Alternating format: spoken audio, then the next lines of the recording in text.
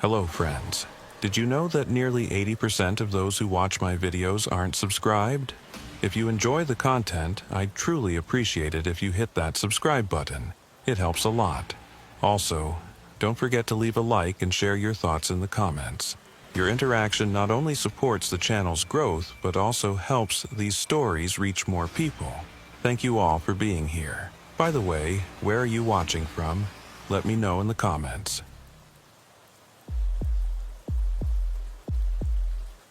Marcus Rivera had been working at the Pine Valley Police Department for 15 years, but the call he received on that stifling August evening would test all his experience.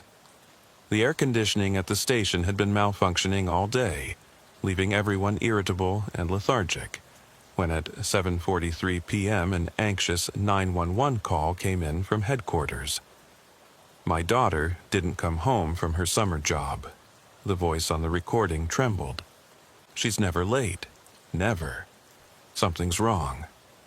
The missing person was Hannah Brooks, 19 years old, working at a local bookstore for the summer before returning to college. According to her mother, Hannah had left work at 5 p.m., texting that she was stopping by a friend's house before coming home for dinner. That was the last anyone had heard from her. Marcus looked at his watch. It was now past 11 p.m. While department policy typically required waiting 24 hours for adults, something in the mother's voice, combined with Hannah's age and the complete break in communication pattern, prompted immediate action. "Tyler, you're with me," Marcus called to Officer Tyler Johnson, a younger cop who'd shown promise in investigative work. "We've got a missing person, and I don't like the feel of this one." They started at the bookstore, even though it had been closed for hours. The manager, reached by phone, agreed to meet them there. The security footage showed Hannah leaving at 5:03 p.m., walking toward her car in the small parking lot behind the building. She appeared normal, even cheerful, waving goodbye to a coworker. "She mention anything unusual lately?" Marcus asked the manager, a nervous man who kept wringing his hands. "Any customers who made her uncomfortable? Problems with anyone?" "No, nothing like that. Hannah's one of our best employees, reliable, friendly, everyone loves her." The parking lot behind the bookstore was poorly lit, something Marcus made a mental note about. Hannah's car, a red Honda Civic, was gone. They had already put out a bolo for it, but so far, nothing. "Let's check with the friend she was supposedly visiting," Tyler suggested. The friend, Rachel Thompson, lived about 10 minutes from the bookstore. When Marcus and Tyler arrived at her apartment complex, it was approaching midnight. Rachel answered the door in pajamas, clearly having been woken up, her face immediately creasing with concern when she saw the police. "Is this about Hannah? Her mom called me earlier. I told her Hannah never came by. We had plans to look at some stuff for her dorm room, but she never showed up. I texted her a couple times, but she didn't respond. I figured maybe she forgot or something came up." Marcus felt the familiar tightness in his chest that came when a case started feeling wrong. Hannah was responsible, according to everyone. She had specific plans. Her car was missing. Her phone was going straight to voicemail. Rachel, did Hannah mention anyone new in her life recently? Maybe someone she met online or at work? Rachel bit her lip, thinking. There was this guy, I don't know his name. She mentioned someone had been coming into the bookstore a lot, always ending up in her section. She thought he was kind of weird, but harmless. Said he never really bought anything, just browsed and tried to make small talk. Did she describe him? Not really. Just said he was older, maybe 30s or 40s. Always wore a baseball cap. She laughed about it, said he was probably just lonely. Marcus and Tyler exchanged glances. It wasn't much, but it was something. Back at the station, they pulled Hannah's phone records. Her last text was to her mother at 5:05 p.m. Stopping by Rachel's, then home for dinner. Love you. After that, nothing. No calls, no texts, no data usage. Either her phone was turned off, destroyed, or in an area with no signal. We need to trace her route, Marcus said, spreading a map on his desk. Between the bookstore and Rachel's apartment, where could she have gone? Where could someone have intercepted her? Tyler traced the most likely route with his finger. There's that stretch of Route 47 that goes through the woods. No houses for about 3 miles, spotty cell coverage. Let's go. They drove slowly along Route 47, high beams on, looking for any sign of Hannah's red Civic. The road was dark, tree-lined, and isolated. About halfway through the wooded section, Tyler suddenly pointed. There. Pull over. Fresh tire marks veered off the road into the underbrush.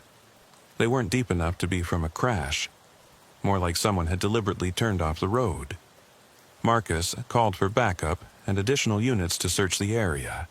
Then he and Tyler got out with flashlights. Following the tire tracks, they found themselves on what looked like an old logging trail. Overgrown, but still passable. About 100 yards in, their flashlights caught a reflection. Red metal.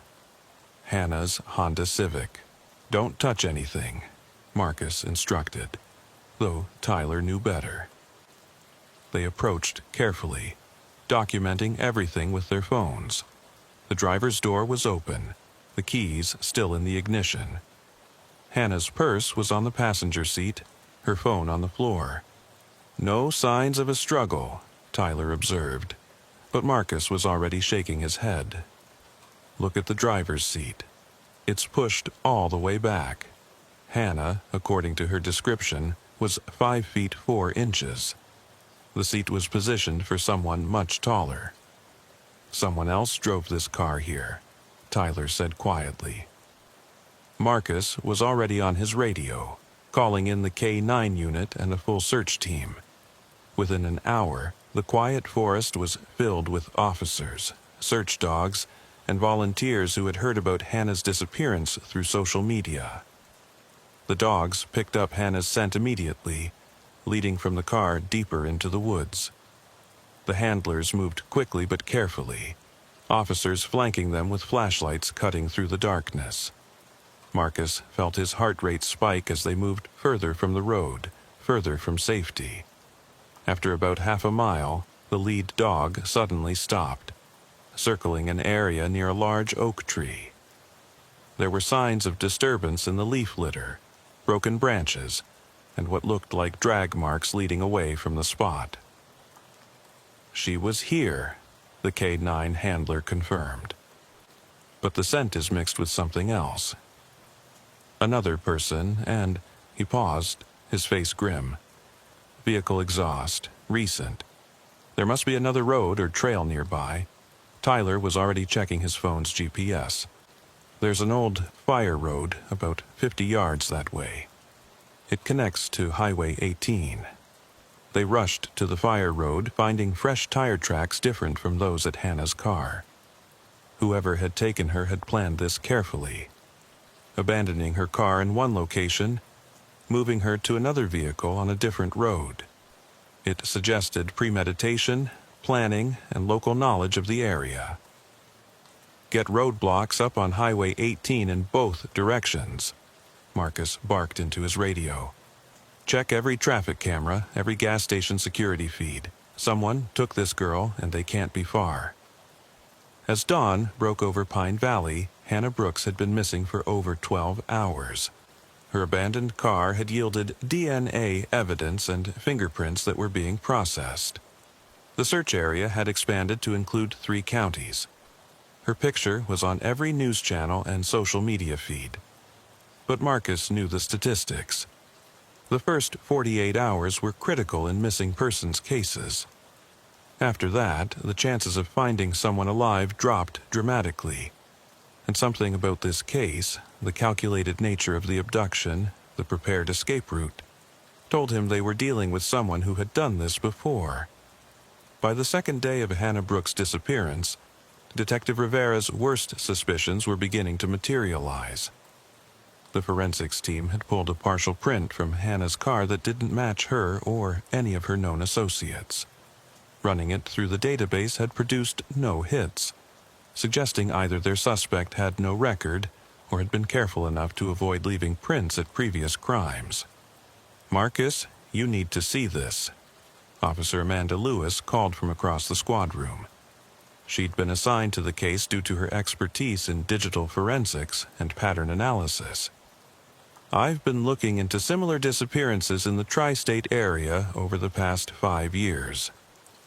Marcus and Tyler hurried over to Amanda's desk, where she had multiple monitors displaying case files, maps, and photographs. 3 young women, all between 18 and 22, all disappeared under similar circumstances, Amanda explained, pulling up the files. Sarah Chen from Millbrook 2 years ago. Jennifer Martinez from Riverside 3 years ago. Emily Watson from Clearwater 5 years ago. "Wait," Tyler interrupted. "I remember the Chen case. They found her car abandoned at a park. She was never found." Amanda nodded grimly. All 3 cars were found abandoned in isolated areas. All 3 women had told someone they were making a brief stop before heading home. All 3 disappeared in August. Marcus studied the map where Amanda had marked the locations. They formed no obvious pattern geographically, spread across 3 states, but something nagged at him. What about their jobs? Their routines? Amanda pulled up more information. Sarah Chen worked at a library, Jennifer Martinez at a coffee shop, Emily Watson at a craft store. All retail or service jobs with regular hours and public interaction. "He's shopping," Tyler said suddenly, the realization hitting him. "He's going to these places as a customer, selecting victims." Marcus's phone rang. It was the bookstore manager. "Detective, I remembered something. That man Rachel mentioned, I think I know who she meant. We have a rewards member who comes in frequently. Name's Joshua Miller.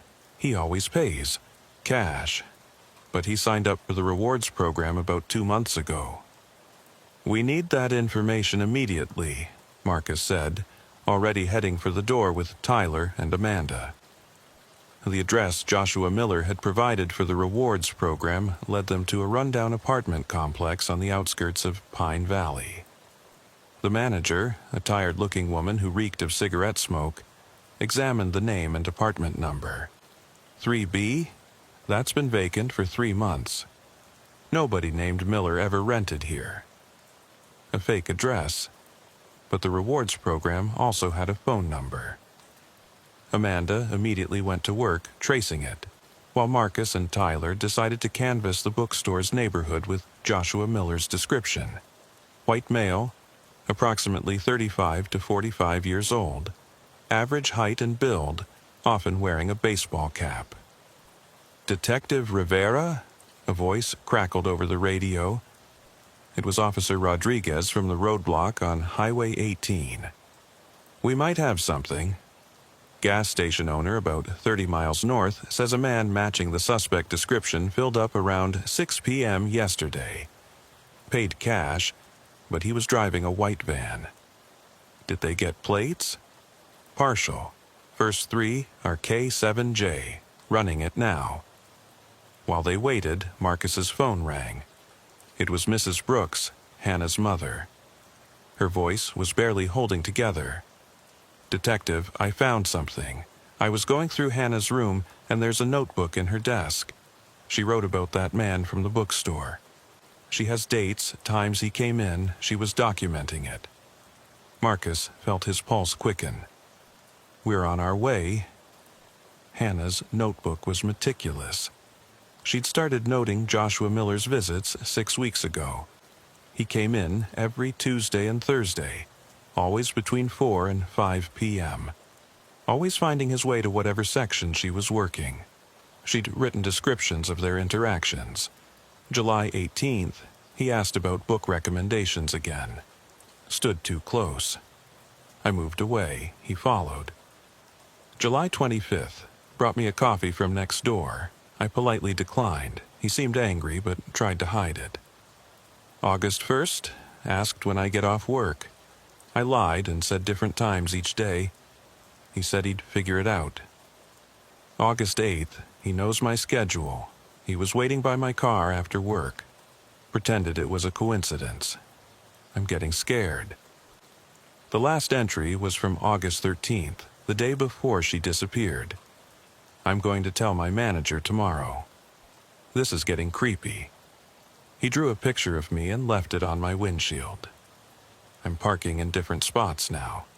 She was scared, Mrs. Brooks sobbed. Why didn't she tell me? Marcus gently took the notebook. She probably didn't want to worry you. Young people often try to handle these situations themselves. This isn't your fault. Amanda's voice came through his earpiece.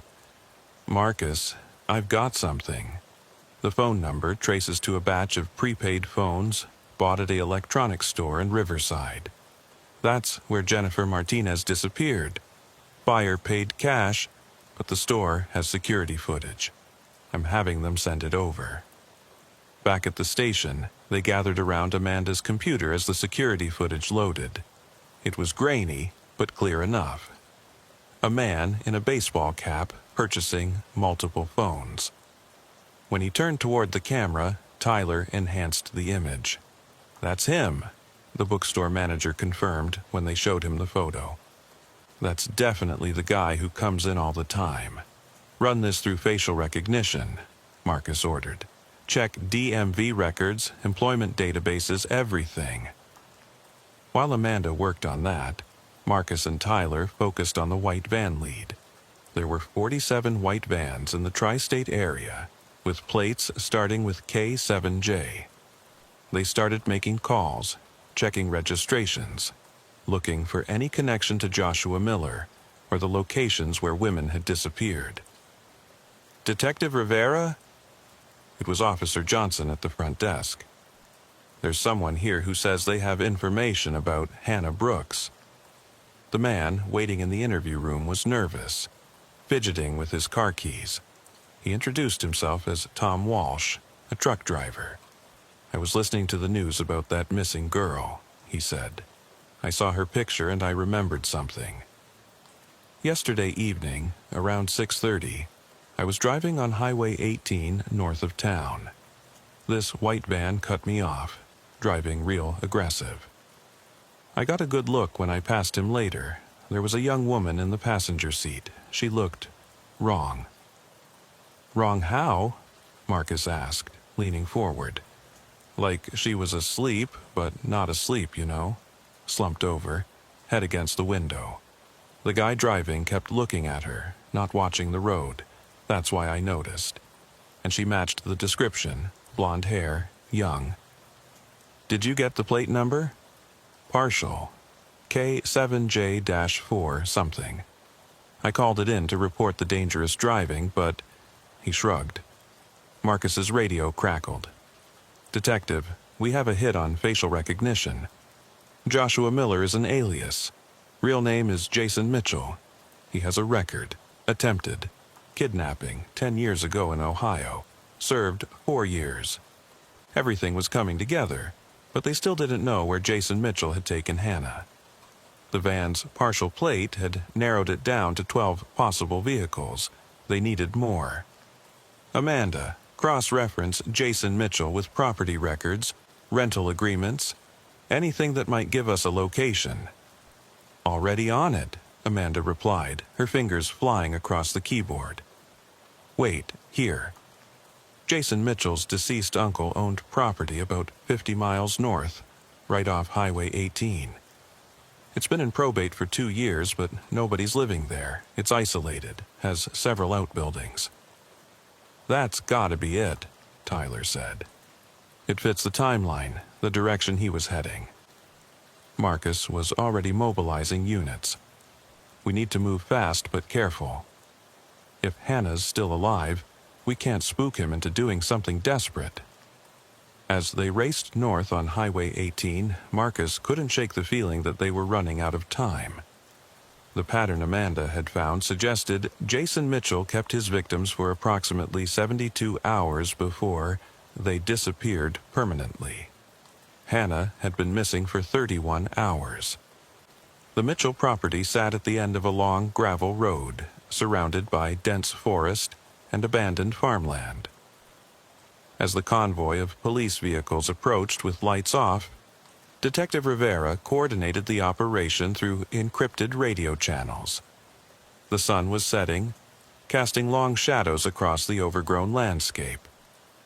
Thermal imaging shows one heat signature in the main house, another in the barn. The tactical team leader reported. The vans parked behind the barn. Marcus felt his jaw clench. 2 heat signatures. That was promising. It suggested Hannah might still be alive. "We go in quiet," Marcus instructed. 2 teams. Tyler, you're with me on the barn. SWAT takes the house.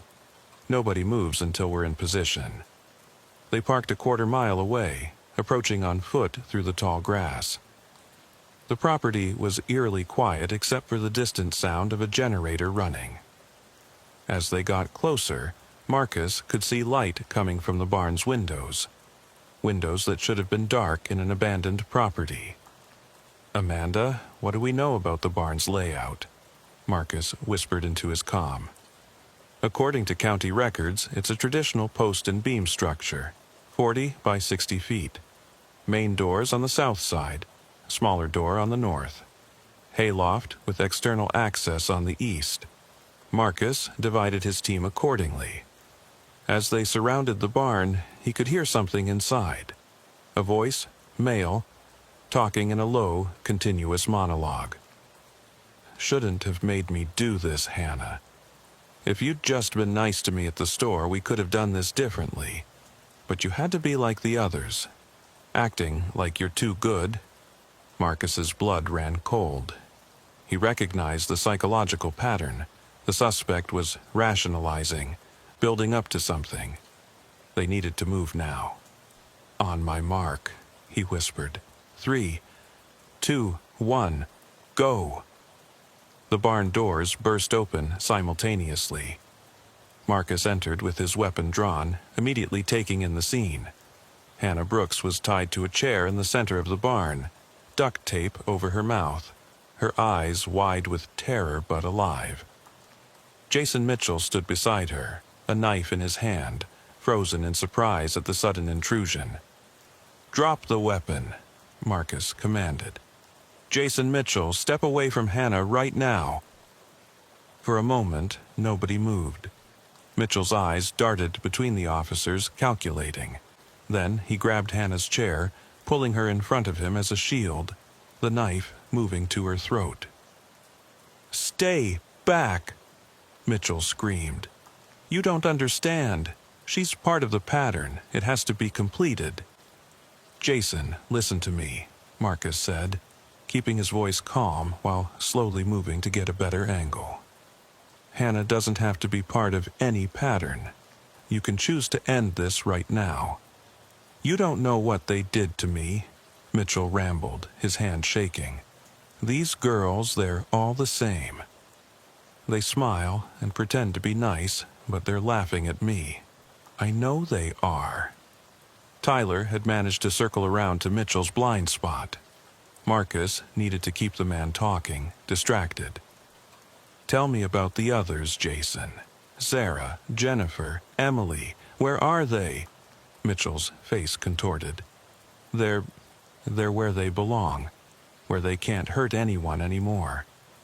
"Jason, those women never hurt you. Your uncle hurt you, didn't he? This was his barn. Is that where it started?" The question hit a nerve.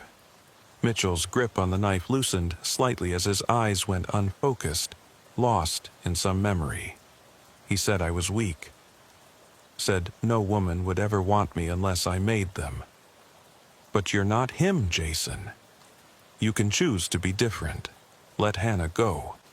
"No." Mitchell refocused, pressing the knife closer to Hannah's throat. A thin line of blood appeared. It's too late. The pattern, Tyler struck. In one fluid motion, he grabbed Mitchell's knife hand, twisting it away from Hannah while Marcus rushed forward to pull Hannah's chair clear. Mitchell fought wildly, but within seconds, multiple officers had him pinned to the ground. "Hannah's secure," Marcus called out, cutting her restraints. She collapsed against him, sobbing. "We need medical here now." As paramedics treated Hannah for dehydration, minor injuries, and shock, Marcus turned his attention to the barn's interior. Now that the immediate crisis was over, he could see the full horror of what Mitchell had created. The walls were covered with photographs, hundreds of them. Not just of Hannah, Sarah, Jennifer, and Emily, but dozens of other women. Surveillance photos taken without their knowledge at various stores and public places. "My God," Tyler breathed. "He's been doing this for years." Amanda's voice came through the radio. "Marcus, SWAT just cleared the house. You need to see what they found in the basement." The house smelled of mold and decay. SWAT officers led them to a reinforced door that had been hidden behind a false wall. The basement had been converted into a makeshift prison. 3 cells constructed from chain-link fencing and reinforced with additional locks. All 3 cells were empty, but each contained personal effects. In one, a purse with Sarah Chen's ID. In another, Jennifer Martinez's cell phone. The third held Emily Watson's jewelry. "Where are they, Jason?" Marcus demanded when they brought Mitchell to the house in custody. "Where are the bodies?" Mitchell smiled, a cold expression that made Marcus's skin crawl. "You think you've won, but you'll never find them. They're part of the earth now, feeding the trees. The forest keeps its secrets. The search that followed was one of the largest in the state's history. Cadaver dogs, ground-penetrating radar, and hundreds of volunteers combed the 100-acre property and surrounding forest. It took 3 days before the first body was found. Sarah Chen had been buried in a shallow grave about a mile from the house, in a grove of pine trees. Jennifer Martinez was found 2 days later near a dried creek bed. Emily Watson's remains were discovered almost by accident, when a search dog alerted to a collapsed root cellar on the edge of the property. But as the search continued, more graves were found. 7 additional victims, some dating back over a decade. Women who had been reported missing from various states, their cases having gone cold. Mitchell had been hunting for far longer than anyone had suspected. "How did we miss this?" Tyler asked one evening as they processed evidence. "How did nobody notice the pattern sooner?" Amanda pulled up a map she'd been working on. He was smart about it. Never took more than 1 victim from the same area within a 5-year period. Different states, different jurisdictions. Without a centralized database and someone specifically looking for connections, the patterns were invisible. Marcus thought about all the families who would finally have closure, and all the ones who might never know what happened to their loved ones. Mitchell refused to give up any more information, claiming he couldn't remember all of them. Hannah Brooks was the only survivor they found. During her recovery, she provided crucial testimony about her ordeal. Mitchell had drugged her coffee at the bookstore. He'd been working there part-time under a false name for just 2 weeks, gaining access to the break room where employees kept their drinks. He'd waited until she was closing alone, then followed her when she left. "I started feeling dizzy while driving," Hannah told them from her hospital bed, her mother holding her hand. "I pulled over because I thought I was going to be sick." That's when he appeared at my window, acting concerned, offering to help. The next thing I remember was waking up in that barn. The investigation revealed that Mitchell had been escalating. His early victims had been killed quickly, but he'd kept Hannah alive longer, wanting to savor the control. It was this change in pattern, this growing confidence, that had ultimately led to his capture. 2 weeks after Jason Mitchell's arrest, Detective Rivera thought the case was closed. Hannah Brooks was recovering at home, surrounded by family. Mitchell was in custody awaiting trial, and they'd identified 9 of the 12 bodies found on his property. Then Amanda Lewis walked into his office with a laptop and a grim expression. "Marcus, we have a problem. I've been going through Mitchell's computers, and he wasn't working alone." Marcus felt his stomach drop. "What do you mean?" Amanda opened the laptop, showing encrypted chat logs she'd managed to decode. "He was part of a network. They share techniques, locations, even victims. Look at this. The messages were dated over the past 3 years, between Mitchell and at least 4 other users identified only by code names. They discussed their collections, traded advice on avoiding detection, and most disturbingly, seemed to have a rating system for potential victims." Hannah was mentioned, Amanda continued, pulling up a specific conversation from 6 weeks before her abduction. Mitchell posted her photo, taken without her knowledge at the bookstore. The others encouraged him, gave him advice on how to take her. Tyler, who'd been listening from the doorway, stepped inside. "We need to identify these other users immediately." "I'm trying," Amanda said. But they were careful. They used VPNs, encrypted messages, and anonymous payment methods. "However, I found one slip-up." She pulled up another screen. "One user forgot to anonymize a photo's metadata. It gives us a location, Riverside, about 2 hours from here." "Riverside?" Marcus stood up. "That's where Jennifer Martinez disappeared, the coffee shop." "There's more," Amanda said. "I cross-referenced missing persons cases from the areas these users mentioned in their chats. We're looking at potentially dozens of victims across 6 states." Marcus immediately called a meeting with the FBI. This had just become a federal case. Within hours, a joint task force was established, with Marcus's team providing the local expertise and breakthrough evidence. Special Agent Diana Foster from the FBI's Behavioral Analysis Unit arrived the next day. She was tall, composed, and had an intensity that suggested she'd seen too many cases like this. "Detective Rivera, your team's work has uncovered something we've been tracking for years," she said, spreading files across the conference table. "We've suspected the existence of this network, but Mitchell is our first solid lead into its structure." She showed them a map with red pins marking disappearances that fit the pattern. There were over 100 pins. "We believe they call themselves the Collectors," Foster explained. "They see women as items to be acquired, cataloged, and eventually disposed of. They have rules, hierarchies, and even competitions." "Competitions?" Tyler asked, horrified. "Who can take the most risky target? Who can keep them longest? Who can avoid detection best? It's a game to them."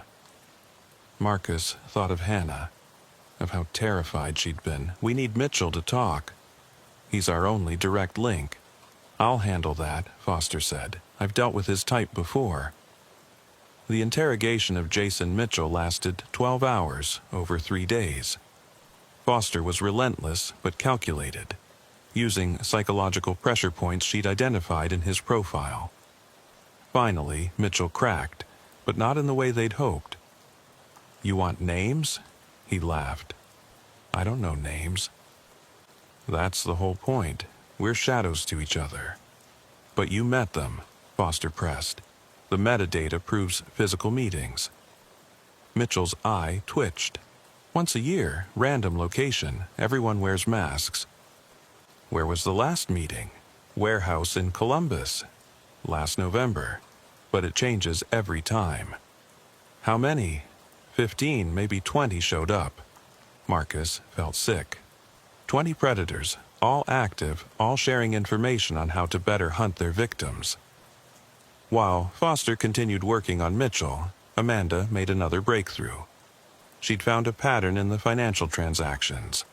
Though the payments were anonymized through cryptocurrency, The conversion pattern suggested regular day jobs for most of the network members. "Look at this," she showed Marcus and Tyler. "Transactions primarily happen during lunch hours and evenings. These aren't full-time criminals.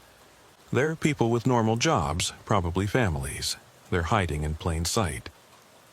The task force decided to focus on the Riverside connection first. The metadata from the photo led them to a specific neighborhood. They began surveillance, looking for anyone who matched the behavioral profile Foster had developed. It was Officer Rodriguez who spotted him first.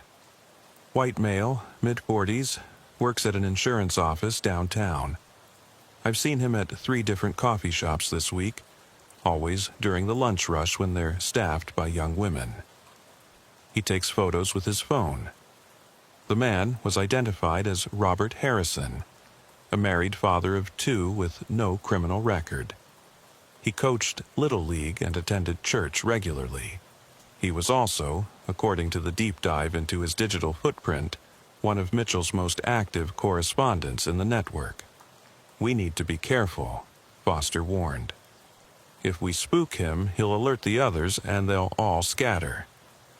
They put Harrison under 24-hour surveillance while building their case. It didn't take long. 3 days into the surveillance, Harrison attempted to abduct a barista named Kelly from a coffee shop parking lot. The FBI moved in, catching him in the act. Like dominoes, Harrison's arrest led to 3 more network members. Each arrest revealed more about the organization's structure. They had a hierarchy based on experience and success. They had rules about territory and target selection designed to avoid pattern detection. They even had a twisted mentorship program where experienced members guided newcomers. But the most chilling discovery came from Harrison's computer. A message board with a countdown timer and the words, "The Grand Collection, 30 days. "What's the Grand Collection?" Marcus demanded during Harrison's interrogation. Harrison smiled coldly. "You're too late. It's already in motion." Foster pulled Marcus aside. "If they're planning something big, a coordinated series of abductions, we need to warn potential targets." "How? We don't even know who they're targeting." Amanda had been analyzing the network's communication patterns.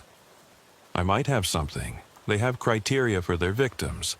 Age range, physical appearance, occupation types, even personality traits they look for. I can create a profile of potential targets."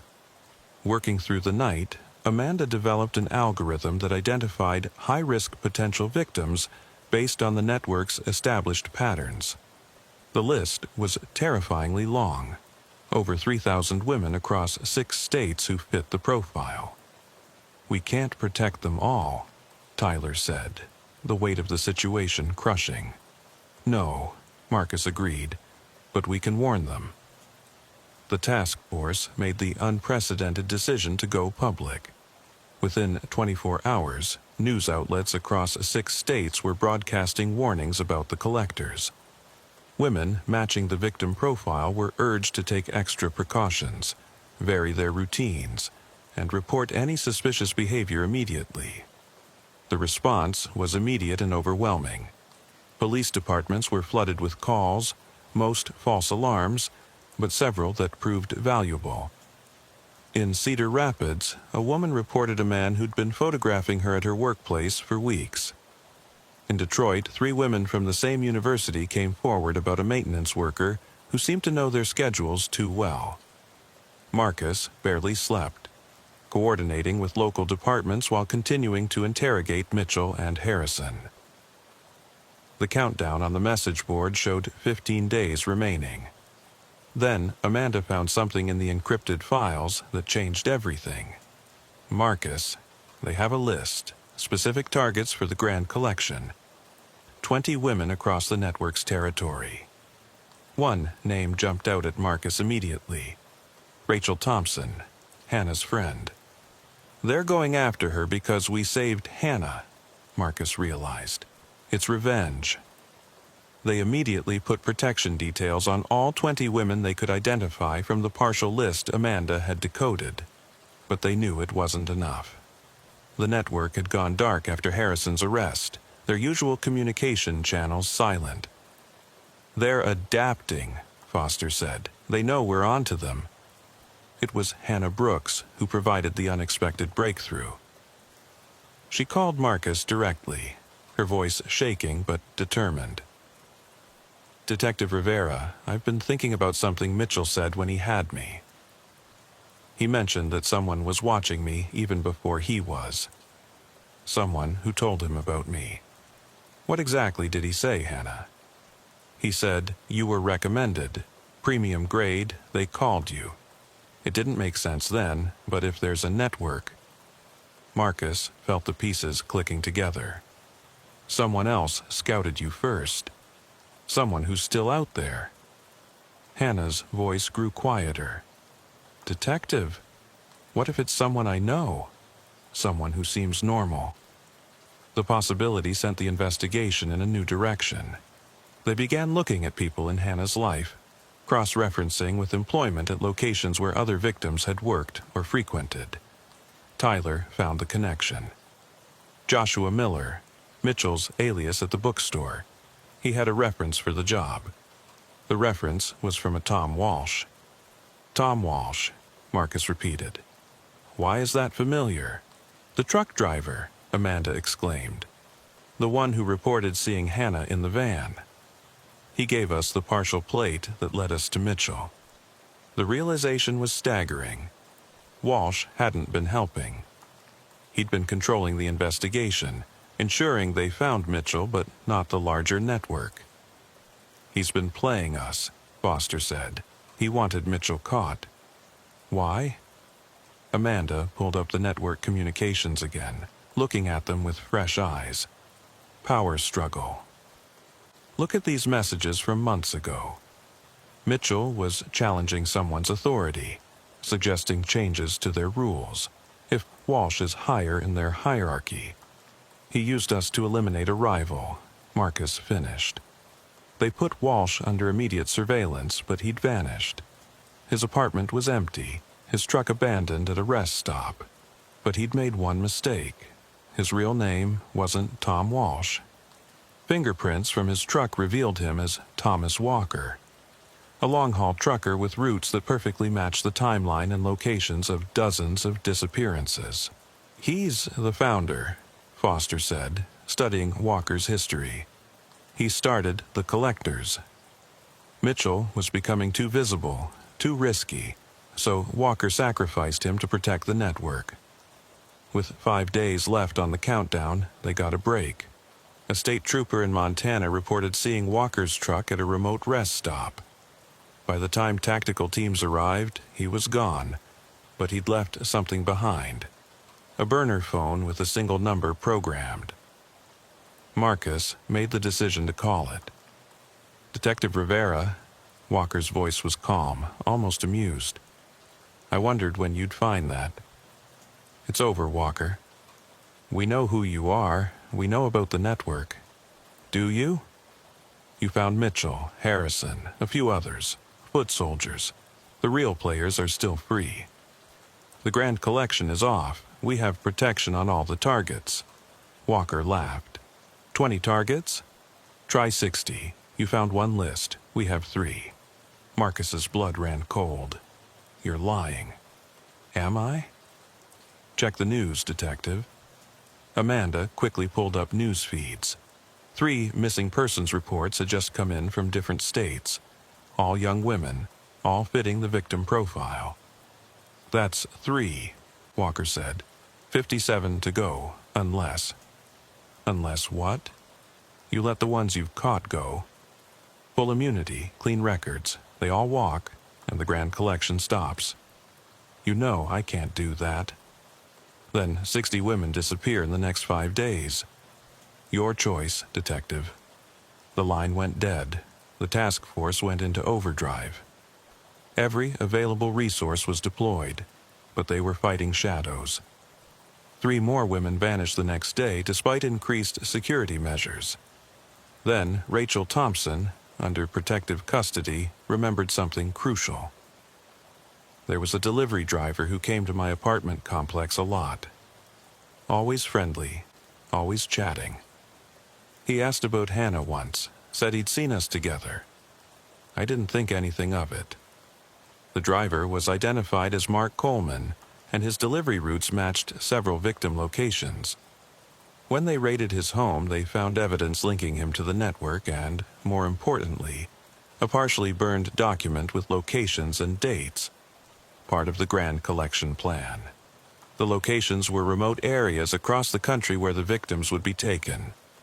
Each member of the network had been assigned specific targets and locations. It was organized like a military operation. With 2 days left, they had identified and arrested 12 network members, but Walker remained free, and women were still disappearing.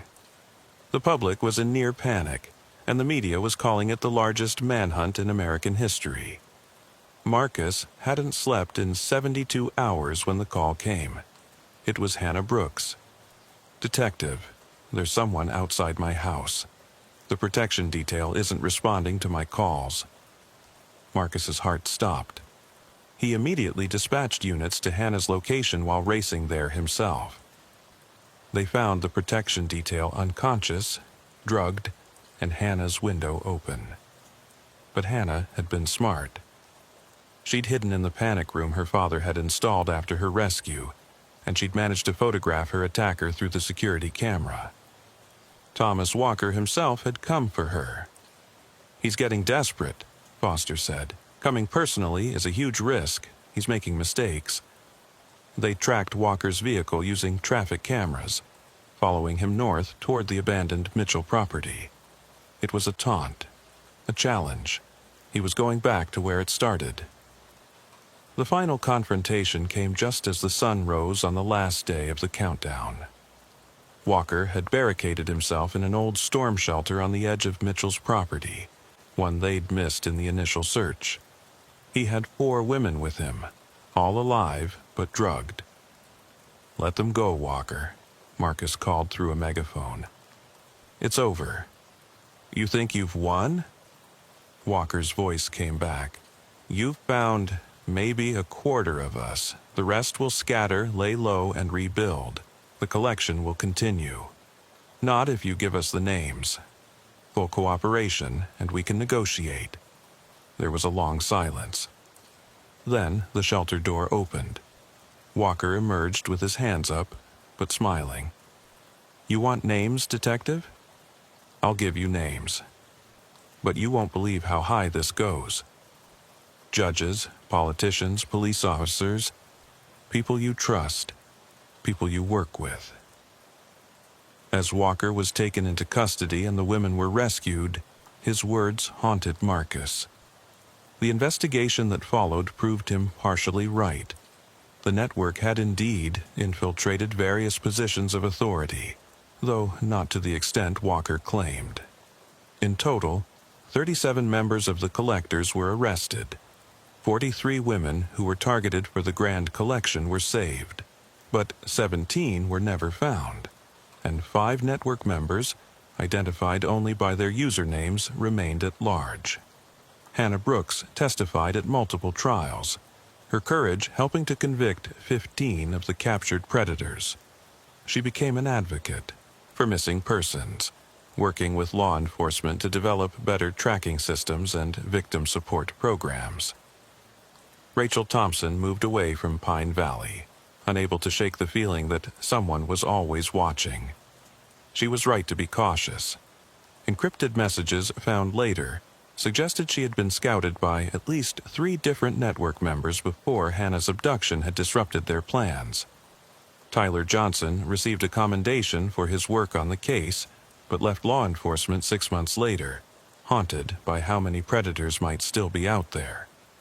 Amanda Lewis was recruited by the FBI to help develop predictive algorithms for identifying similar networks. Detective Marcus Rivera continued working missing persons cases, but the collector's case had changed him. Every missing person report now carried the weight of possibility, that it might not be isolated, that it might be part of something larger and darker.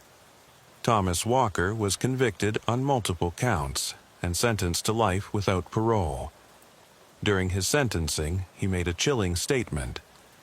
"You think you've ended something, but you've only driven it deeper underground." The collection continues, just with new faces, new names, new methods. Every missing person you can't find, every case that goes cold. Wonder if it's us. We learned from this. Next time, you won't see us coming. The judge ordered him removed from the courtroom, but his words echoed in the minds of everyone present. 6 months after the trials ended, Marcus received an anonymous package. Inside was a flash drive containing a single video file.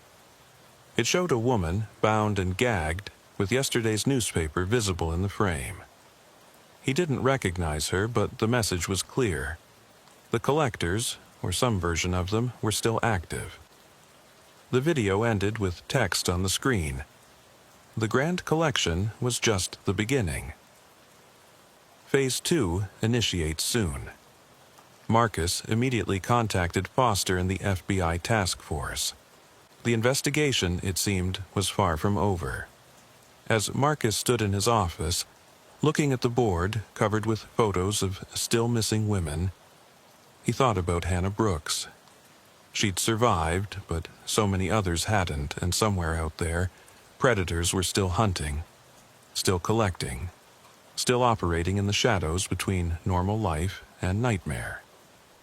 He picked up the phone to call Amanda Lewis. They had work to do. The file on the collectors remains open. The official count of identified victims stands at 67, but investigators believe the real number could be in the hundreds.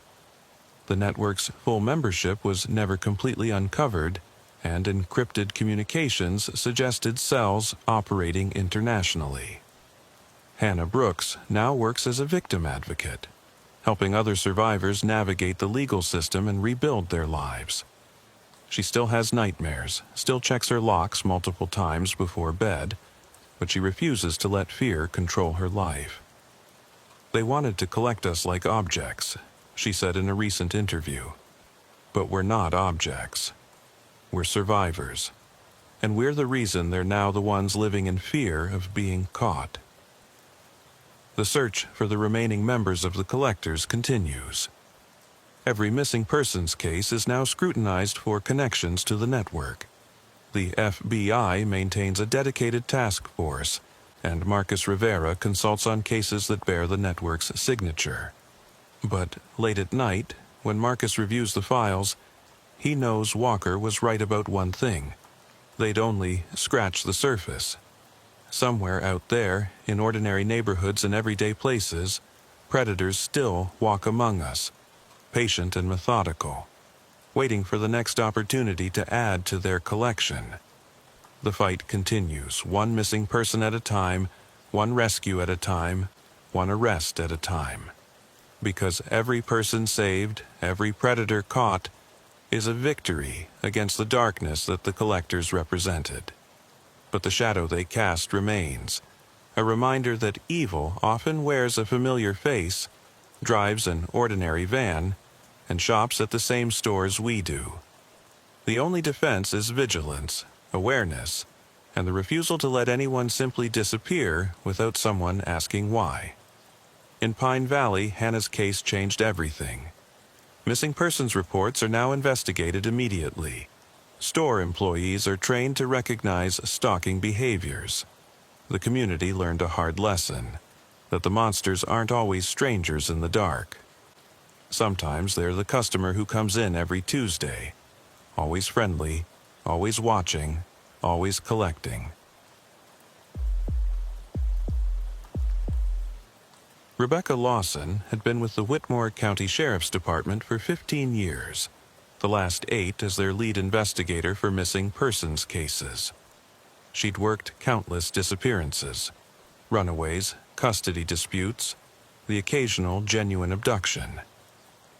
But the call that came through at 7:47 a.m. on that foggy Monday morning in early September would redefine everything she thought she knew about her job, her town, and the nature of reality itself. She was in the middle of reviewing the weekend's reports: 2 domestic disputes, a bar fight, 3 DUIs, when Sheriff Robert Hayes burst through her office door.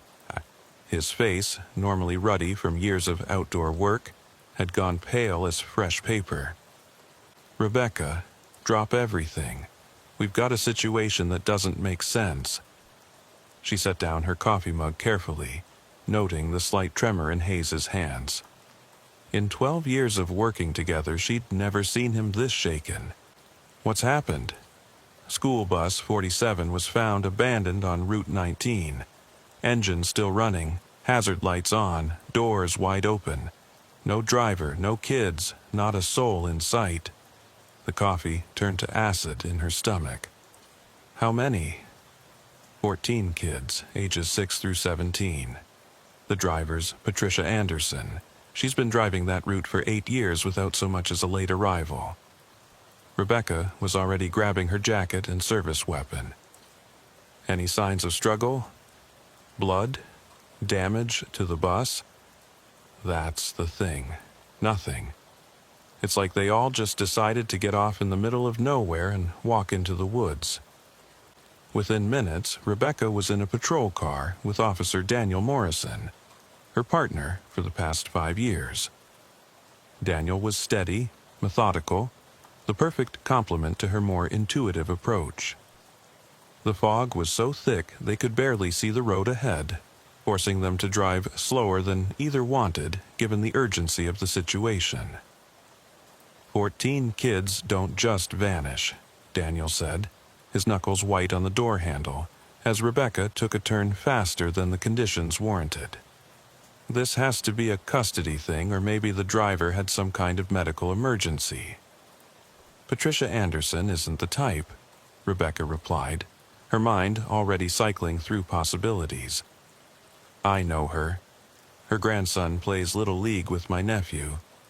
She treats those kids on her bus like they're her own. They arrived at the scene 12 minutes after leaving the station. Bus 47 sat perfectly positioned on the shoulder of a Route 19, as if Patricia had executed a textbook emergency stop. The hazard lights blinked steadily through the fog, creating an eerie strobe effect in the gray morning. Rebecca approached with her hand on her weapon, but not drawn. 20 years of police work had taught her to be prepared for anything, but what she found was somehow worse than violence: absolute, inexplicable emptiness. The bus interior was pristine yet haunting. Backpacks hung on seat backs or lay on floors. Lunch boxes sat unopened. A trumpet case rested in the back row. Rebecca recognized it as belonging to Marcus Williams, who played in the high school band. She photographed everything with her phone while Daniel called for additional units and the crime scene team. "Rebecca, you need to see this," Daniel called from outside. He was crouched near the front of the bus, studying the ground. In the soft shoulder dirt were footprints, dozens of them. Children's sneakers in various sizes, the distinctive tread of Patricia Anderson's work boots, but the pattern made no sense. "They're walking in perfect single file," Daniel observed, tracing the line with his finger without touching the prints. "Look, even the smallest kids maintained perfect spacing. No wandering, no resistance, no signs anyone was forced." Rebecca knelt beside him, her detective's mind struggling to process what she was seeing. 6-year-olds don't walk like this. Hell, adults don't walk like this unless they're military. It's like they were programmed, Daniel finished quietly. The word hung between them, unspoken implications making them both uncomfortable. Rebecca stood, following the trail with her eyes. It led directly into the forest, the dense, old-growth woods that had stood here since before the town was founded. "Call in search and rescue," she ordered, "and get the K9 unit. We're going to need everyone on this." As Daniel made the calls, Rebecca studied the bus again. Something nagged at her, some detail out of place. Then she saw it, The keys were still in the ignition, but Patricia's purse was gone. Why take your purse, but leave your keys if you're evacuating the bus in an emergency? Parents began arriving within 20 minutes, alerted by the school's automated system when the bus failed to arrive. Rebecca recognized most of them. Whitmore County was small enough that everyone knew everyone, at least by sight. The fear in their faces was universal, primal. Jennifer Parker arrived first, still in her hospital, scrubs from the night shift she'd just finished. "Where's Tommy?" "Where's my son?" She grabbed Rebecca's arm with desperate strength. "He's diabetic. He needs his insulin by noon or he could go into shock." "We're going to find them," Rebecca promised, gently extricating herself. "I need you to think, was there anything unusual about Tommy this morning? Did he say anything strange?" Mrs. Parker shook her head frantically. "No, nothing. He was excited about show and tell. He had his grandfather's war medals in his backpack." She broke off, sobbing. More parents arrived in a steady stream. Rebecca assigned Officer Amy Johnson to coordinate with them, gathering descriptions, medical information, recent photos from phones. Every detail could matter. Carl Anderson, Patricia's husband, arrived looking confused and terrified in equal measure. Patricia left the same time she always does, 5:30 sharp. She's been driving the same route for 8 years. She knows every kid, every stop, every pothole on these roads. "Has she been acting differently lately?" Rebecca asked. "Any stress, health issues, anything unusual?" Carl hesitated, and Rebecca caught it immediately. "Mr. Anderson, anything could help." "She's been having nightmares," he admitted reluctantly. "For about 2 weeks now. She wakes up talking about the calling and the gathering. I thought it was just stress from the new school year starting. Maybe menopause." Rebecca made a note. "What exactly does she say?" "It's gibberish mostly.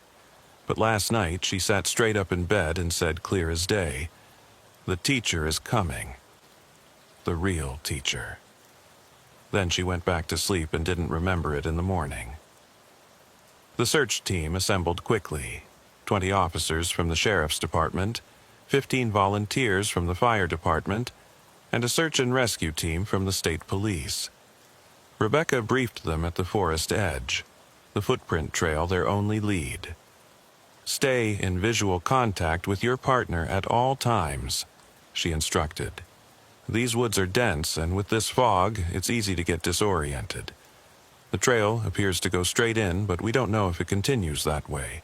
Look for any sign of the children or Patricia. Clothing, items, anything." She entered the forest with Daniel and 4 other officers. The fog was even thicker here, trapped beneath the canopy.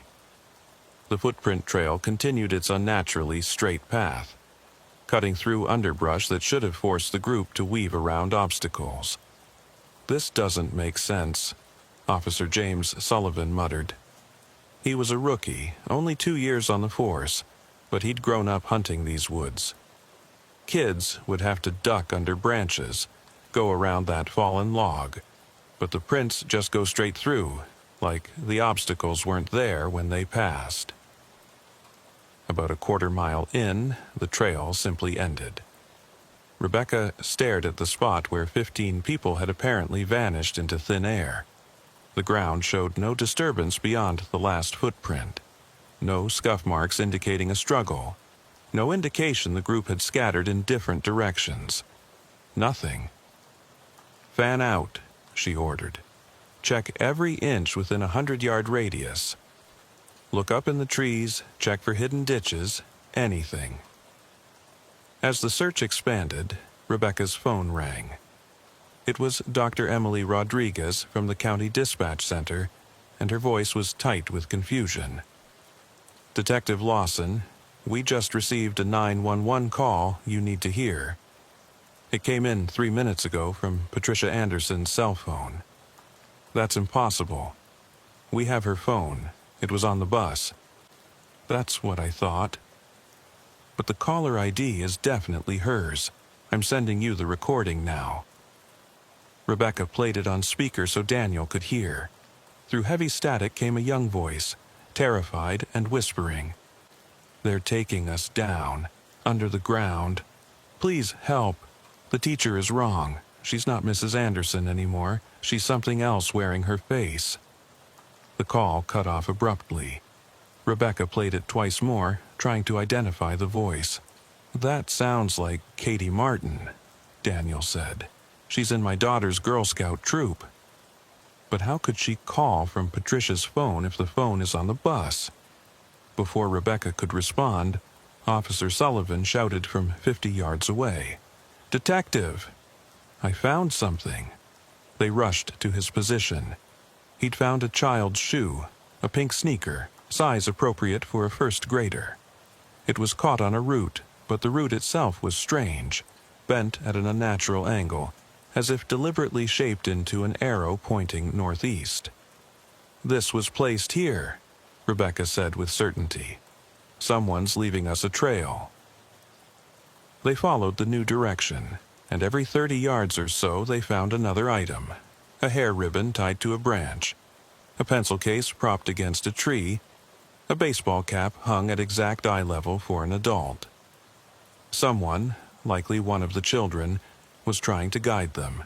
The trail led to a part of the forest Rebecca had never explored, where the trees grew so thick that barely any light penetrated even on sunny days.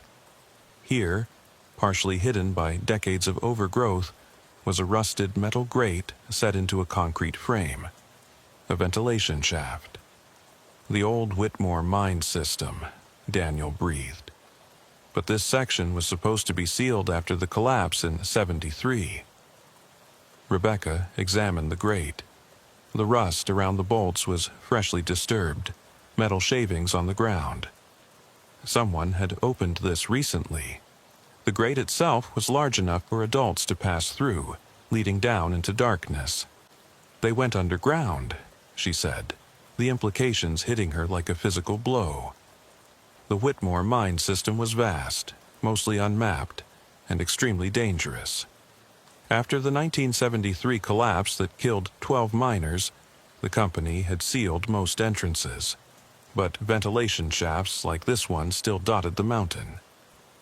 "We need the mine rescue team," Daniel said, already on his radio, "and structural engineers. We can't just go charging down there." While they waited for specialized equipment, Rebecca interviewed Carl Anderson more thoroughly. He'd arrived at the scene, desperate for news about his wife. "Patricia would never take those kids into danger," he insisted. "She's been driving that route for 8 years. She knows every child's name, their birthdays, their allergies. She keeps extra lunches in case someone forgets theirs. This isn't her. Someone must have forced her." "Tell me more about the nightmares," Rebecca pressed. Carl rubbed his face, exhaustion evident. "They started about 2 weeks ago. She'd wake up drenched in sweat, talking about the calling. She said she could hear children singing underground, but not any song she recognized. I wanted her to see a doctor, but she said she was fine during the day." "Did she mention anything specific about the dreams? Locations? Names? Just one thing that stuck with me. 3 nights ago, she woke up and grabbed my arm so hard it left bruises. She said, 'The mountain has been waiting so long to teach again. The children are ready to learn.' Then she went back to sleep and didn't remember it in the morning." The mine rescue team arrived within an hour, led by Captain Michael Foster, a grizzled veteran who'd actually worked in the Whitmore mines as a young man before they closed. "Detective Lawson," he said, studying the ventilation shaft. "I need to tell you something about these mines that isn't in any official report." Rebecca and Daniel exchanged glances. "Go on." "The collapse in '73 wasn't entirely natural. The week before it happened, 3 miners went missing. They reported hearing voices calling them deeper into the mountain. Children's voices. Management thought it was carbon monoxide hallucinations, but the air tested fine. Those 3 men were never found, not even after the collapse. Ghost stories won't help us find these kids, Rebecca said sharply. Maybe not, Foster agreed, but there's more. My grandfather was one of the original surveyors when they opened these mines in 1892. He kept a journal. According to him, they found things down there that shouldn't exist, chambers that looked carved but predated any human presence in the area, symbols that hurt to look at directly, and spaces where the geometry didn't make sense. What do you mean, didn't make sense? Rooms that were bigger on the inside than outside. Passages that led up, but somehow ended up deeper underground. They sealed those sections and never mined them, but the ventilation system still connects to some of them. Despite her skepticism, Rebecca felt a chill. The perfect single-file footprints, the impossible phone call, Patricia's dreams of children singing underground. It all pointed to something beyond a conventional missing persons case. Foster's team began setting up their equipment, ropes, air quality monitors, communication gear. They would descend first to ensure the shaft was safe, then Rebecca and a small team would follow. The air down here should be toxic after 50 years, Foster explained, checking his readings. But I'm getting normal oxygen levels, even slight air movement. Like something's creating ventilation we can't see. The first team descended, their helmet cameras feeding back to monitors above ground. The shaft dropped 30 feet before opening into a horizontal tunnel. The walls were carved from solid rock, but too smooth for 1800s mining tools. There's something written on the walls, the team leader reported. Symbols or letters, but nothing I recognize. They look old, really old. Rebecca made a decision that would change everything. I'm going down. Daniel protested immediately. Rebecca, we should wait for more backup, maybe federal resources. Those are kids down there, she interrupted, including a diabetic boy who needs insulin. We don't have time to wait. She strapped on the harness and helmet, checking her weapon and flashlight. The descent was claustrophobic, the shaft barely wide enough for an adult. But when she reached the tunnel, she was surprised by its size, high enough to stand comfortably, wide enough for 3 people to walk abreast. The symbols on the walls made her head hurt to look at directly. They seemed to shift when she wasn't focused on them, rearranging themselves into almost recognizable patterns before dissolving back into chaos. Detective Lawson, her radio crackled. It was Officer Johnson from above. We just got another 911 call, same impossible origin point. This one's different. Through the static came multiple children's voices, singing in harmony. Ring around the rosy, pocket full of posies, ashes, ashes, we all fall, down. But down here, we get back up. Down here, we learn to fly. Come find us, detective. The teacher is waiting. Rebecca's blood ran cold. That wasn't just any children's voices. She recognized Tommy Parker's distinctive lisp, Katie Martin's slight southern accent. They were alive, but something was very wrong. The tunnel sloped downward, and the temperature dropped noticeably. Their breath became visible in the helmet lights. The footprints continued here, still in that perfect line. But now, Rebecca noticed something else. Smaller prints appearing alongside them. Prints that couldn't belong to any of the missing children or Patricia. They were wrong, somehow.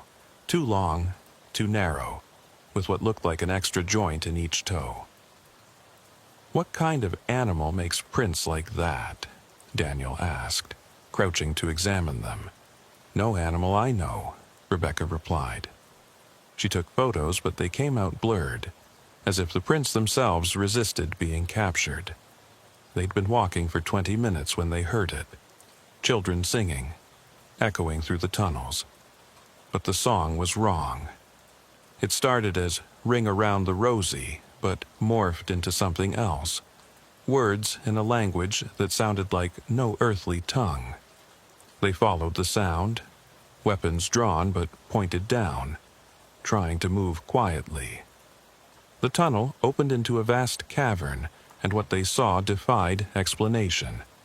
The cavern was illuminated by phosphorescent growths on the walls, casting everything in an eerie blue-green glow. In the center, the 14 children stood in a perfect circle, hands joined, walking slowly clockwise while singing. Their eyes were closed, faces serene. In the center of their circle sat Patricia Anderson, but something was terribly wrong. She sat too straight, her head tilted at an angle that should have been painful, her eyes wide open, but reflecting the phosphorescent light like an animal's. "Tommy!" Rebecca called out, spotting the Parker boy. The singing stopped instantly. 14 pairs of eyes snapped open in perfect synchronization, all turning to stare at Rebecca and her team. When they spoke, it was in unison, their voices creating an unsettling harmony. "The teacher has been waiting for you, Detective Lawson. She says you're very important. You're going to help us call the others." "Mrs. Anderson," Rebecca said, keeping her voice calm despite her racing heart. "Patricia, can you hear me? It's Detective Lawson. We're here to help." Patricia's body stood with movements that seemed puppeteered, each joint moving independently rather than flowing naturally. When she spoke, her voice was layered, as if multiple people were talking through her at different pitches. "Detective Lawson, I've been calling you. We need more students. The lesson isn't complete." Rebecca stepped forward slowly, hands visible and non-threatening. "Patricia, I know you're in there. Carl is worried about you. He's up there waiting. Whatever's happening, we can get through this together." Patricia's head tilted further, accompanied by a wet, cracking sound that made everyone wince.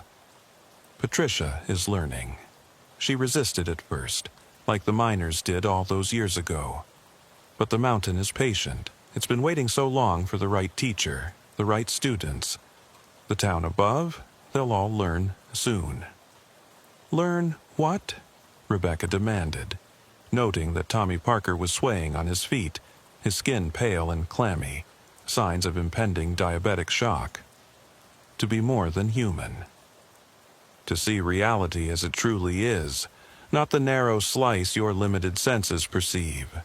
The children understand so much better than adults. Their minds are still flexible, still capable of true learning." Rebecca noticed something else. The cavern walls were covered in drawings, clearly made by children's hands. But the subjects were impossible, geometric shapes that seemed to exist in more than 3 dimensions, figures that appeared human until you looked closer and saw too many joints, too many eyes, landscapes that folded in on themselves. "Tommy needs medical attention now," Rebecca said firmly, her hand moving to her weapon. "Whatever this is, that boy will die without insulin." The thing wearing Patricia's face considered this, its expression cycling through emotions too quickly to track. "Death is just a transition between lessons, but perhaps a trade. You stay, Detective. You become the new teacher. The children go free." "Rebecca, no," Daniel warned, but she was already calculating. 14 children's lives against hers. It wasn't even a question. "All of them," she negotiated, "including Patricia. They all walk out of here and I stay." The children suddenly released hands and collapsed like marionettes with cut strings.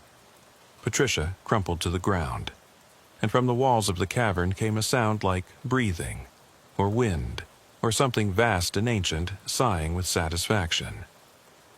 "Agreed," came a voice from everywhere and nowhere, reverberating through the stone itself. The rescue operation was swift and efficient. The children were carried out first, Tommy Parker getting emergency insulin within minutes. Patricia was brought up on a stretcher, unconscious but breathing. Rebecca stayed behind as promised, but used the time to document everything she could: the drawings, the symbols, the phosphorescent organisms. "I'm coming back for you," Daniel promised before ascending. "Just get them medical attention," Rebecca replied. "I'll be fine." Alone in the cavern, Rebecca felt the presence more acutely. It wasn't malevolent exactly, but it was vast, alien, incomprehensible. She could feel it studying her, learning from her very existence. Then, without warning, knowledge flooded her mind. Not words or images, but pure understanding. The entity wasn't from another place. It was from another way of being. It existed in dimensions humans couldn't perceive, and the mountain was merely where it intersected with three-dimensional space. It had been alone for eons, aware, but unable to communicate with the fleeting consciousnesses that occasionally passed through its domain. The miners had been its first real contact with human minds, but adult brains were too rigid, too set in their perception of reality. Children, however. Rebecca gasped as the implications hit her. The entity didn't want to harm anyone. It wanted to teach, to share the vast knowledge it had accumulated across dimensions and timescales humans couldn't fathom. But its teaching method, direct transmission of incomprehensible information, was dangerous to minds not prepared for it. "You need a translator," she said aloud, understanding flooding through her. "Someone who can bridge the gap between what you are and what we are." The presence seemed to pulse with approval. Images flashed through her mind. Patricia Anderson, slowly learning to contain and translate the entity's knowledge. The children serving as conduits for gradual transformation rather than violent change. "But you're doing it wrong," Rebecca continued, her detective's mind working through the problem. "Taking people against their will, traumatizing them. Humans won't accept teaching that comes through fear." The entity seemed to consider this. Rebecca felt its confusion. In its dimension, consent was irrelevant because all consciousness was connected. The concept of individual will was as foreign to it as its existence was to humans. "Let me help," Rebecca offered. "Release your hold on Patricia completely. Let the children forget what they shouldn't remember yet. Give me time to prepare the town, to find willing volunteers who want to learn. Do it gradually, safely." The presence withdrew slightly, and Rebecca could breathe easier. Then, surprisingly, she felt something that might have been agreement, or at least curiosity. When the rescue team returned for her an hour later, Rebecca walked out on her own. The entity had agreed to her proposal, but she could feel its presence in her mind. Not controlling, just observing, learning. Back at the surface, she found controlled chaos. Medical teams were treating the children, all of whom seemed physically unharmed but disoriented. Patricia Anderson was conscious but confused, with no memory of the past several hours. The official report would blame a gas leak causing mass hallucinations. The children would be monitored, but would recover fully, with only vague memories of their time underground. Patricia would take early retirement, plagued by dreams she couldn't quite remember. But Rebecca knew the truth.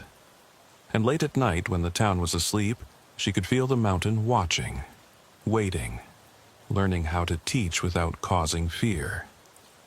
She began identifying potential volunteers, scientists, philosophers, people whose minds were already open to impossible possibilities.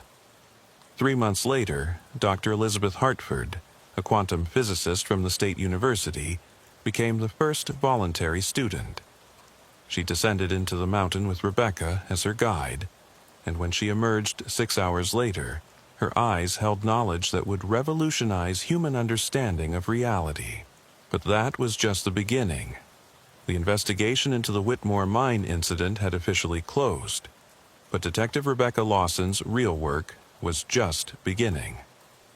3 months after the rescue, she found herself managing something unprecedented, a careful, voluntary first contact between humanity and an entity that existed partially outside three-dimensional space. The basement of the Whitmore County Sheriff's Department had been converted into a monitoring station. Banks of equipment tracked seismic activity, electromagnetic fluctuations, and radiation levels around the mountain. But more importantly, it served as Rebecca's office for what she privately called the Integration Project. Sheriff Hayes knew something was happening but chose not to ask questions. After seeing the rescue footage, children standing in impossible formations, Patricia Anderson, moving in ways that defied human anatomy, he'd given Rebecca carte blanche to handle the situation as she saw fit. As long as no one else goes missing and the feds stay out of our hair, I don't need to know the details, he'd told her. The first challenge had been the children. All 14 had been returned physically unharmed, but the medical examinations revealed anomalies. Their brain scans showed unusual activity in regions associated with spatial perception and mathematical processing. Tommy Parker, recovering from his diabetic crisis, had started solving complex equations in his sleep, writing them on his bedroom wall with perfect accuracy, despite having struggled with basic algebra before. Katie Martin had developed what her parents thought was an imaginary friend, but Rebecca recognized it as something else when the girl accurately predicted a minor earthquake 3 days before it happened. "The mountain told me," Katie had explained matter-of-factly. "It can feel the earth moving in ways we can't."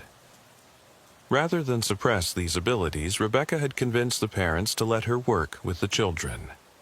Twice a week, they met in the community center for what was officially called trauma counseling, but was actually careful exploration of their expanded perceptions. Dr. Elizabeth Hartford had become her invaluable partner in this.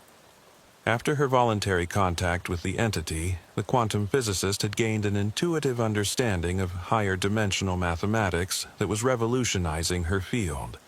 But more importantly, she could communicate with the entity in ways Rebecca was still learning. "It doesn't think in words or even images," Hartford explained during one of their planning sessions. "It thinks in possibilities. Probability clouds that collapse into specific outcomes only when observed. The children aren't seeing the future. They're seeing the most likely probability paths." Patricia Anderson had been the most complex case. While she claimed no memory of the events, Rebecca could see signs that some part of her remained connected to the entity. She would sometimes stop mid-sentence, her head tilting as if listening to something only she could hear. Her husband, Carl, reported that she'd started sleep-talking in what sounded like mathematical equations. Rebecca visited Patricia regularly, both to monitor her condition and to learn from her unique experience. On one visit, Patricia grabbed her hand suddenly, her eyes focusing with unusual intensity. "It's still there," Patricia whispered, "in the back of my mind. Not controlling, just present, like a door I can choose to open or keep closed. It wants to teach so badly, Rebecca. It's been alone for so long, unable to share what it knows." "What does it know?" Rebecca asked. Patricia's expression became distant. "Everything. Nothing. Things that won't happen for 1,000 years and things that happened before time existed, as we understand it. How to cure diseases by adjusting probability waves. How to travel between stars without moving. How consciousness creates reality rather than emerging from it." These sessions were invaluable, but Rebecca knew they were walking a dangerous line. The entity's knowledge was real, potentially transformative for humanity. But human minds weren't equipped to handle it all at once. They needed to build a bridge, a gradual path from current human understanding to something greater. That's where the volunteers came in. Word had spread quietly through certain academic circles. Scientists, artists, philosophers people whose work already pushed the boundaries of human understanding. They came to Whitmore County seeking something they couldn't quite name, drawn by rumors of impossible discoveries. Rebecca screened each one carefully. The entity had given her a gift, or perhaps a curse, the ability to sense who was ready for contact. Their minds had a certain flexibility, an openness to impossible possibilities that made them suitable students. Dr. James Riverside, a neuroscientist studying consciousness, was one of the first volunteers after Hartford. His experience in the mountain lasted only 2 hours, but he emerged with tears streaming down his face. "It's all connected," he kept repeating. "Every conscious being, every thought, every dream, it's all part of one vast network. Individual consciousness is just an illusion we create to make sense of our limited perception." Not all volunteers were successful. Marcus Thompson, a philosophy professor convinced he was ready for enlightenment, had to be pulled out after 15 minutes, screaming about walls that weren't walls and the color of mathematics. He recovered fully, but refused to speak about the experience. Rebecca began to understand the pattern. Those who approached the entity with ego, with desire for power or recognition, couldn't handle the contact. But those who came with genuine curiosity and humility could integrate the knowledge gradually. 6 months after the incident, Rebecca received an unexpected visitor, Agent Nathan Brooks from the FBI's Unusual Phenomena Division, a department that officially didn't exist. "Detective Lawson," Brooks said, sitting across from her in the station's interview room, "we've been monitoring the situation in Whitmore County. 14 children and an adult vanish and reappear with no explanation. Unusual patent applications from scientists who've visited your town, and you at the center of it all." Rebecca kept her expression neutral. The case was closed. Gas leak causing mass hallucinations. Brooks smiled thinly. "We both know that's not true. Satellite imagery shows electromagnetic anomalies centered on Whitmore Mountain. We've intercepted communications discussing dimensional bridges and consciousness expansion. And then there's this." He placed a tablet on the table, showing a graph. "Standardized test scores in Whitmore County schools have increased by 47% in 6 months. Hospital admissions are down 30%. 3 of your residents have filed patents for technologies that shouldn't exist for another 50 years. "Sounds like we're doing something right," Rebecca said carefully. "Or something is being done to you," Brooks countered. "Detective, I'm not here to shut you down. I'm here because my superiors want to understand what's happening, and possibly to make a deal." This was dangerous territory. Rebecca could sense the entity's attention focusing through her, curious about this new development. "What kind of deal?" "Controlled expansion. We provide resources, protection from those who would exploit this, and in exchange we get to study and guide the process. Some of my colleagues want to weaponize whatever's happening here. I'd prefer to see it developed safely." Rebecca considered this. The entity needed to spread its teaching to survive. It existed by exchanging information, and without that exchange, it would eventually fade from this dimension. But uncontrolled expansion could cause panic, violence, or worse. "I need to consult with others," she said finally. Brooks nodded and stood. "You have my card. But detective, decide quickly. Others in my department aren't as patient or understanding as I am." That evening, Rebecca descended into the mountain alone. She'd done this several times since the incident, each visit making the connection stronger. The entity recognized her now, welcomed her like an old friend. In the phosphorescent cavern, she sat where Patricia had sat months ago, closing her eyes and opening her mind to the presence. They want to control you, she thought toward it. The entity's response wasn't words, but understanding. It showed her possibilities, futures where the government weaponized its knowledge, where humanity destroyed itself with power it couldn't comprehend, but also futures where the integration happened peacefully, where humanity evolved into something beautiful and unrecognizable. We need allies, Rebecca realized. Brooks could be one, if we're careful. The entity agreed, but with conditions. No forced contact, no experimentation on the children. And Rebecca would remain the primary liaison, the bridge between worlds. When she emerged, she found Daniel waiting at the entrance. "You're going down there too much," he said, concern evident in his voice. "You're changing, Rebecca. Your eyes. Sometimes they reflect light like an animal's." She touched her face self-consciously. "I'm still me, Daniel. Just more. I can see things now, understand things. The entity isn't malevolent. It's a teacher, desperate to share knowledge before it fades from our dimension. And what happens when everyone can see what you see? When reality itself becomes negotiable?" It was a question that haunted Rebecca.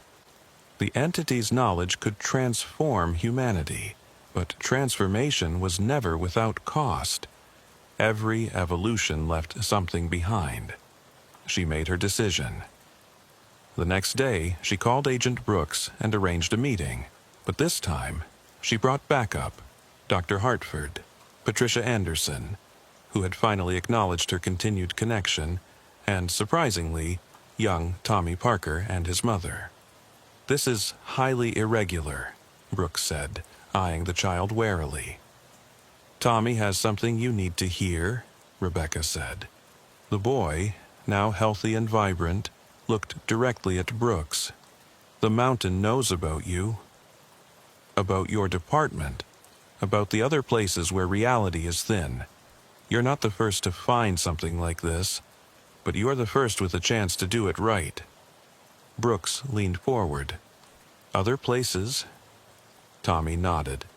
7 sites worldwide where entities like the mountain touch our dimension. Most are dormant. 2 are actively hostile because first contact went wrong. The mountain learned from their mistakes. This changed everything.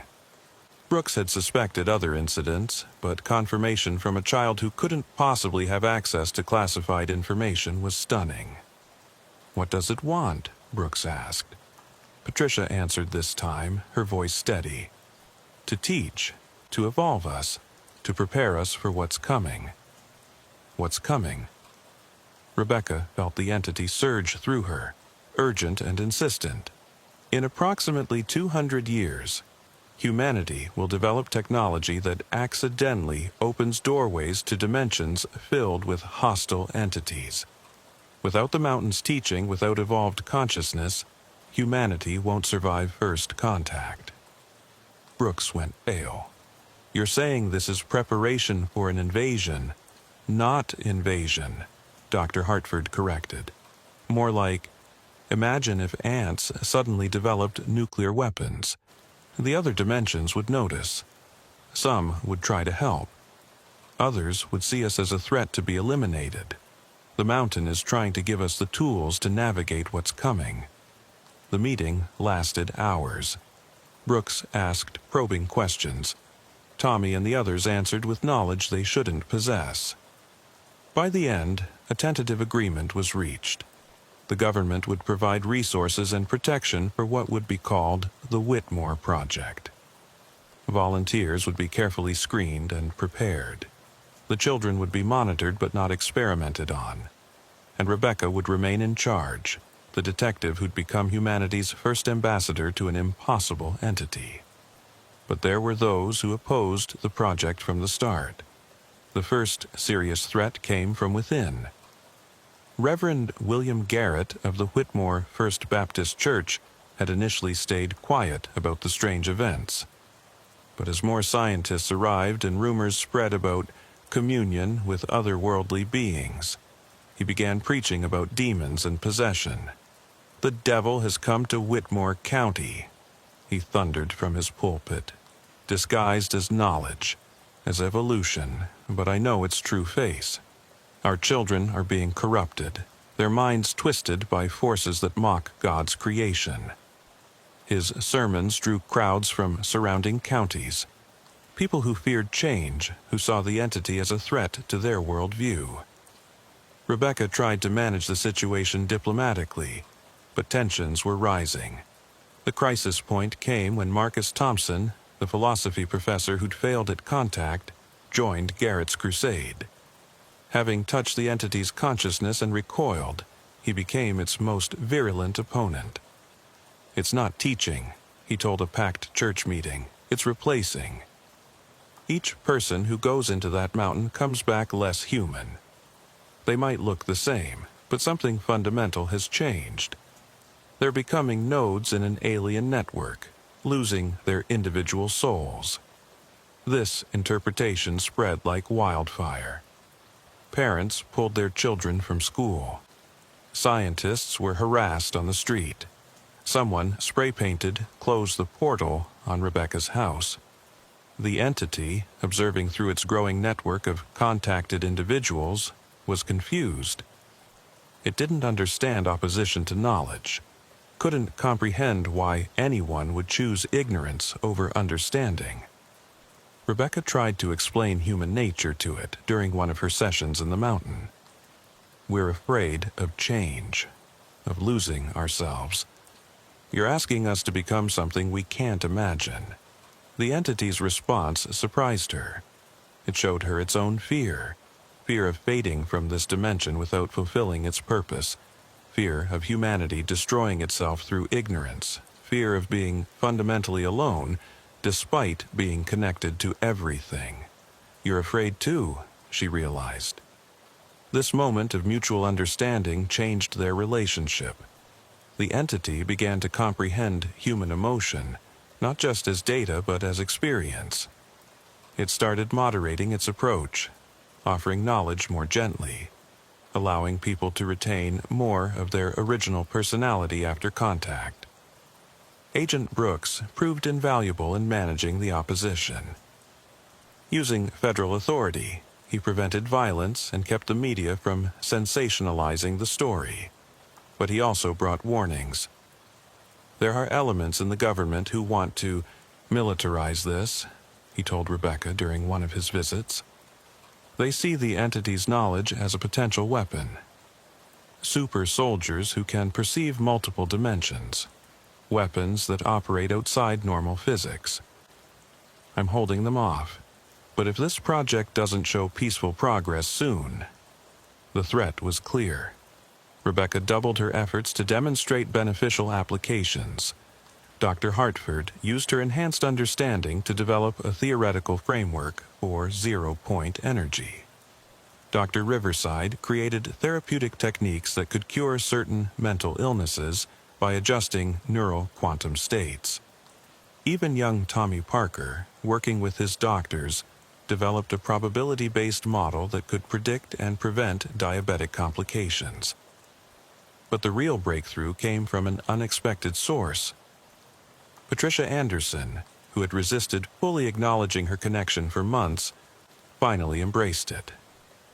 She descended into the mountain alone one night, without Rebecca's knowledge, and spent 6 hours in direct communion with the entity.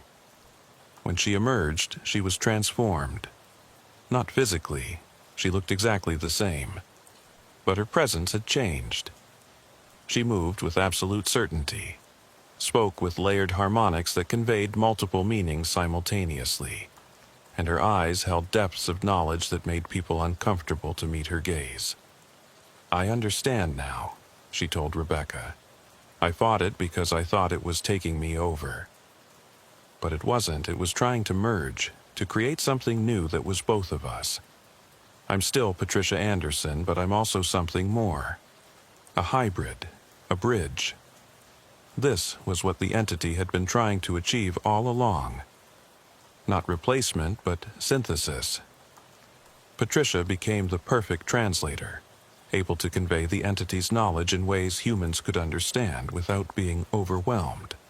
She began teaching classes, small groups of carefully selected individuals. Her method was revolutionary.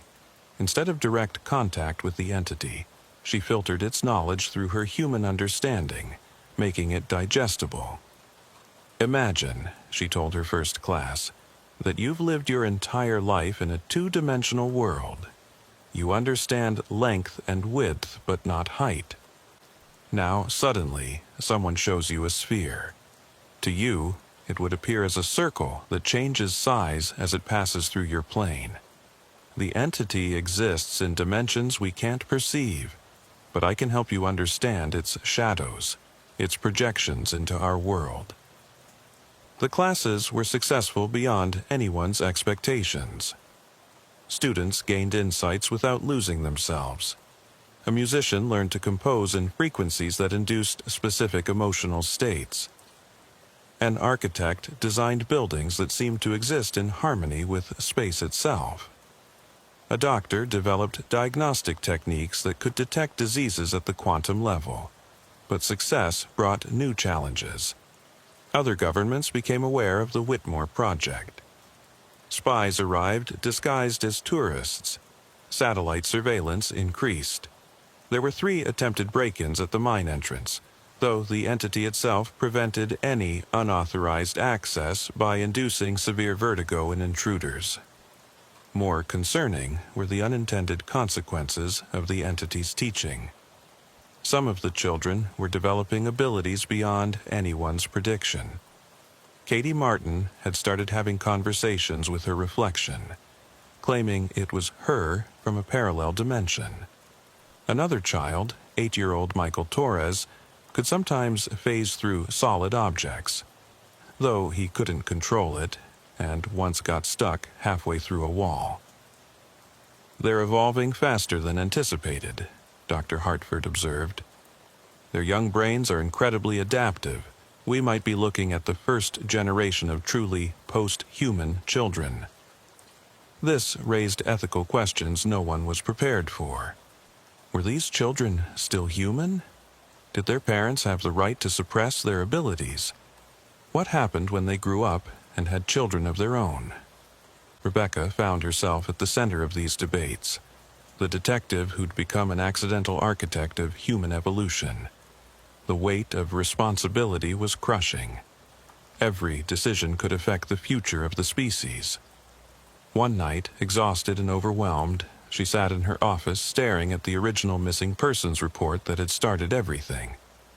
14 children, 1 bus driver vanished and returned. Such a simple beginning to something so complex. Daniel found her there at 3 a.m., still awake, surrounded by reports and theories and government documents. "You can't carry this alone," he said, sitting across from her. "Someone has to. I'm the one it trusts. I'm the one who made the deal." "The entity isn't the only one who trusts you," Daniel pointed out. "The town, the children, even Brooks, they all look to you. But you're changing too much, too fast. When's the last time you ate? Slept? Had a conversation that wasn't about dimensional consciousness or evolutionary pressure?" He was right. In trying to bridge 2 worlds, Rebecca was losing herself in the space between them. "I don't know how to stop," she admitted. "Every day brings new challenges, new revelations. The entity shows me possible futures, some beautiful, some terrifying. How do I choose which path humanity takes?" "You don't," Daniel said simply. "You do what you've always done. Investigate, protect, serve, one case at a time, one person at a time. The future will happen regardless. Your job is to make sure we get there safely." His words grounded her, reminded her that despite everything, she was still Detective Rebecca Lawson of the Whitmore County Sheriff's Department. Her job had expanded beyond anything in her training, but the core remained the same: protect and serve. The next morning brought a new crisis. 3 more school buses had reported strange behavior. drivers claiming to hear voices calling them toward the mountain. But this time, Rebecca recognized it as something different. The entity wasn't calling them. Something else was. Investigation revealed the truth. Thompson and Garrett had found one of the other dimensional weak points Tommy had mentioned. They were trying to contact what they believed was an opposing force, something that could close the portal and save humanity from corruption. What they'd actually found was one of the hostile entities Tommy had warned about. Rebecca assembled her team: Patricia, Dr. Hartford, Agent Brooks, and surprisingly, Tommy Parker himself, whose abilities had grown to the point where he could sense dimensional disturbances. "It's feeding on their fear," Tommy explained, his young face serious beyond his years. "The hostile entities are attracted to negative emotions: fear, anger, hatred. Garrett and Thompson have created a beacon. This was the scenario the mountain entity had been trying to prevent. Unprepared humans accidentally inviting something dangerous into their dimension. Without the mountain's teaching, humanity would be defenseless." "Can the mountain entity help?" Brooks asked. Patricia shook her head. "It's already using most of its energy maintaining the teaching connections. If it diverts power to defense, we lose all the progress we've made." "Then we handle it ourselves," Rebecca decided. "This is why we've been learning to deal with exactly this kind of threat." The confrontation took place at an abandoned church 5 miles from town, where Garrett and Thompson had set up their cleansing ritual. They'd gathered nearly 50 followers, all convinced they were saving humanity. Rebecca entered first, her consciousness expanded by months of contact with the mountain entity. She could see what the others couldn't: dark tendrils of something else seeping through reality's cracks, drawn by the concentrated fear and anger. "Reverend Garrett," she called out, "you need to stop this. You don't understand what you're inviting." "Demon," someone shouted. "She's possessed." The crowd's fear spiked, and the dark tendrils grew stronger. Rebecca could feel the hostile entity pushing through, almost strong enough to manifest. Then Patricia entered, and her presence changed everything. She didn't speak, she sang. Not with her voice, but with her entire being, creating harmonics that resonated with the fundamental frequencies of local space-time. The dark tendrils recoiled. "That's not an angel you're calling," Patricia told the crowd, her layered voice carrying absolute certainty. "It's a predator that feeds on consciousness itself. The mountain entity has been protecting you from things like this." Thompson stepped forward, his face twisted with fanaticism. "Lies! You're all infected, corrupted. Better to die human than live as alien slaves." He produced a device, something cobbled together from electronics and covered in religious symbols. When he activated it, reality screamed. The device was designed to disrupt dimensional boundaries, to close the portal as Thompson understood it. But instead, it tore them wider. The hostile entity surged through, a mass of impossible angles and hungry void. This was the moment everything could have ended. But the children acted. Tommy Parker and 6 other returned children who'd been brought as backup linked hands. Their young minds, already adapted to multi-dimensional perception, created a barrier of pure consciousness. Not to fight the hostile entity, but to deny its existence in this dimension. "It's not real here," Tommy said calmly. "It can only exist if we believe in it, so we choose not to." The hostile entity thrashed against their denial, but child logic enhanced by dimensional understanding was unexpectedly powerful. To them, it was simple. Monsters under the bed disappeared when you turned on the lights. This was just a bigger monster, and they were bigger lights. Gradually, the entity faded, unable to maintain coherence against their collective disbelief. The device Thompson had built overloaded and died.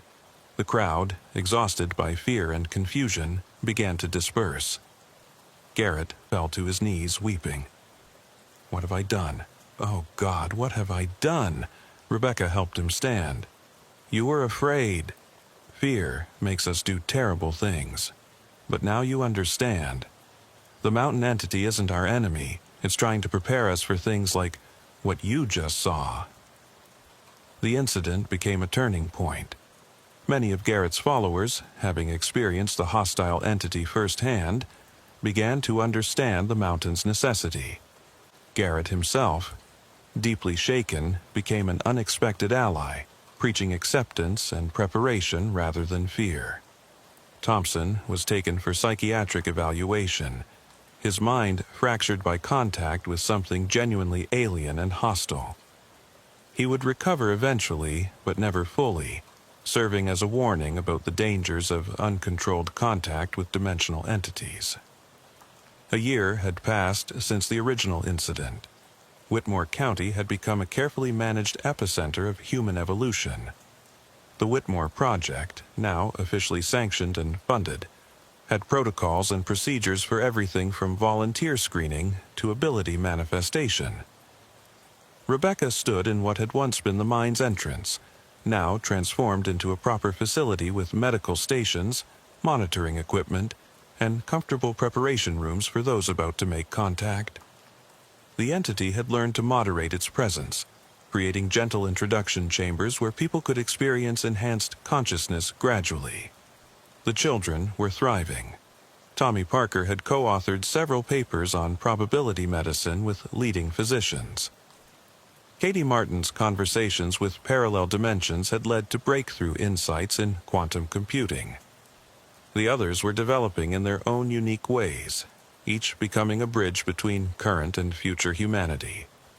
Patricia Anderson had become something unprecedented. A human entity hybrid who could exist comfortably in both worlds. She spent half her time teaching, half in the mountain, helping the entity understand humanity better. Her husband, Carl, had adapted remarkably, joking that his wife had become multi-dimensional in the most literal sense. Dr. Hartford's work had attracted global attention. Her papers on consciousness-mediated reality were revolutionary, suggesting that human observation didn't just collapse quantum probability but actively shaped it. The implications for technology, medicine, and philosophy were staggering. But perhaps the most important development was the network. Those who'd had successful contact with the entity remained connected, able to share insights and support each other across distance. It wasn't telepathy exactly, more like a shared understanding that transcended normal communication. Agent Brooks had become the project's protector in Washington, fighting off attempts to weaponize or commercialize the entity's knowledge. "This isn't about American advantage," he argued to his superiors. "This is about human survival. The dimensional threats Tommy warned about are real. Without global cooperation, we won't be ready." His words proved prophetic when the second hostile entity appeared, this time in Japan. But the network was ready. Knowledge gained in Whitmore County was instantly shared with Japanese scientists, and the threat was neutralized within hours. The global community began to understand that the dimensional entities weren't going away. Humanity needed to evolve to deal with them. Rebecca's role had evolved too. No longer just a detective or liaison, she'd become what Patricia called a dimensional detective, investigating incursions, tracking probability anomalies, solving crimes that existed partially outside normal space-time. Her latest case involved a series of disappearances that looked similar to the original bus incident. But investigation revealed something different. People were volunteering to disappear, entering dimensional pockets to explore reality's deeper layers. They were returning, but changed in ways that made reintegration difficult. "We're going to need new laws," she told Sheriff Hayes during one of their meetings. "How do you arrest someone who can phase through walls? How do you contain someone who exists in multiple dimensions simultaneously? Hayes, nearing retirement, just shook his head. I'm glad this is your problem now, Detective. I was trained to deal with drugs and domestic disputes, not dimensional pioneers and probability criminals. The challenges were immense, but so were the rewards. Disease rates in Whitmore County had plummeted as people learned to adjust their own probability toward health. Crime had nearly disappeared. It was hard to harbor violent intent when everyone could sense your emotional state. Education had been revolutionized as children learned to access information directly from dimensional databases. But Rebecca knew this was just the beginning. Standing in the observation room, watching a new volunteer prepare for their first contact, she reflected on how much had changed. The frightened detective who'd descended into an abandoned mine to find missing children had become something she couldn't have imagined. The entity touched her consciousness gently, a familiar presence now. Are you satisfied? It asked in its way of pure understanding. We're getting there, she replied, slowly, carefully, but we're evolving. The children understand faster, the entity observed. Rebecca smiled, thinking of Tommy and Katie and the others. They were indeed the future. Not just evolved humans, but the first generation to grow up truly multidimensional. That's always been true, she thought back. Children adapt, adults resist. But we're learning. Dr. Hartford entered the observation room, holding a tablet with concerning readings. Rebecca, we have a situation. Multiple dimensional incursions detected worldwide. It's like something has triggered a cascade. Rebecca studied the data, her enhanced perception allowing her to see patterns others might miss. This wasn't random, it was coordinated. Something was testing Earth's defenses, probing for weaknesses. Get Patricia, she ordered, and contact Brooks. We need the entire network online. As Hartford rushed out, Rebecca turned to the mountain entity. Is this what you were preparing us for? The entity's response was complex, multifaceted. It showed her glimpses of a vast dimensional ecology, countless entities existing in layers of reality humans had never imagined. Earth had been protected by its ignorance, unnoticed by most of these beings, but humanity's growing consciousness was attracting attention. Some are curious, the entity explained. Some are helpful, like me.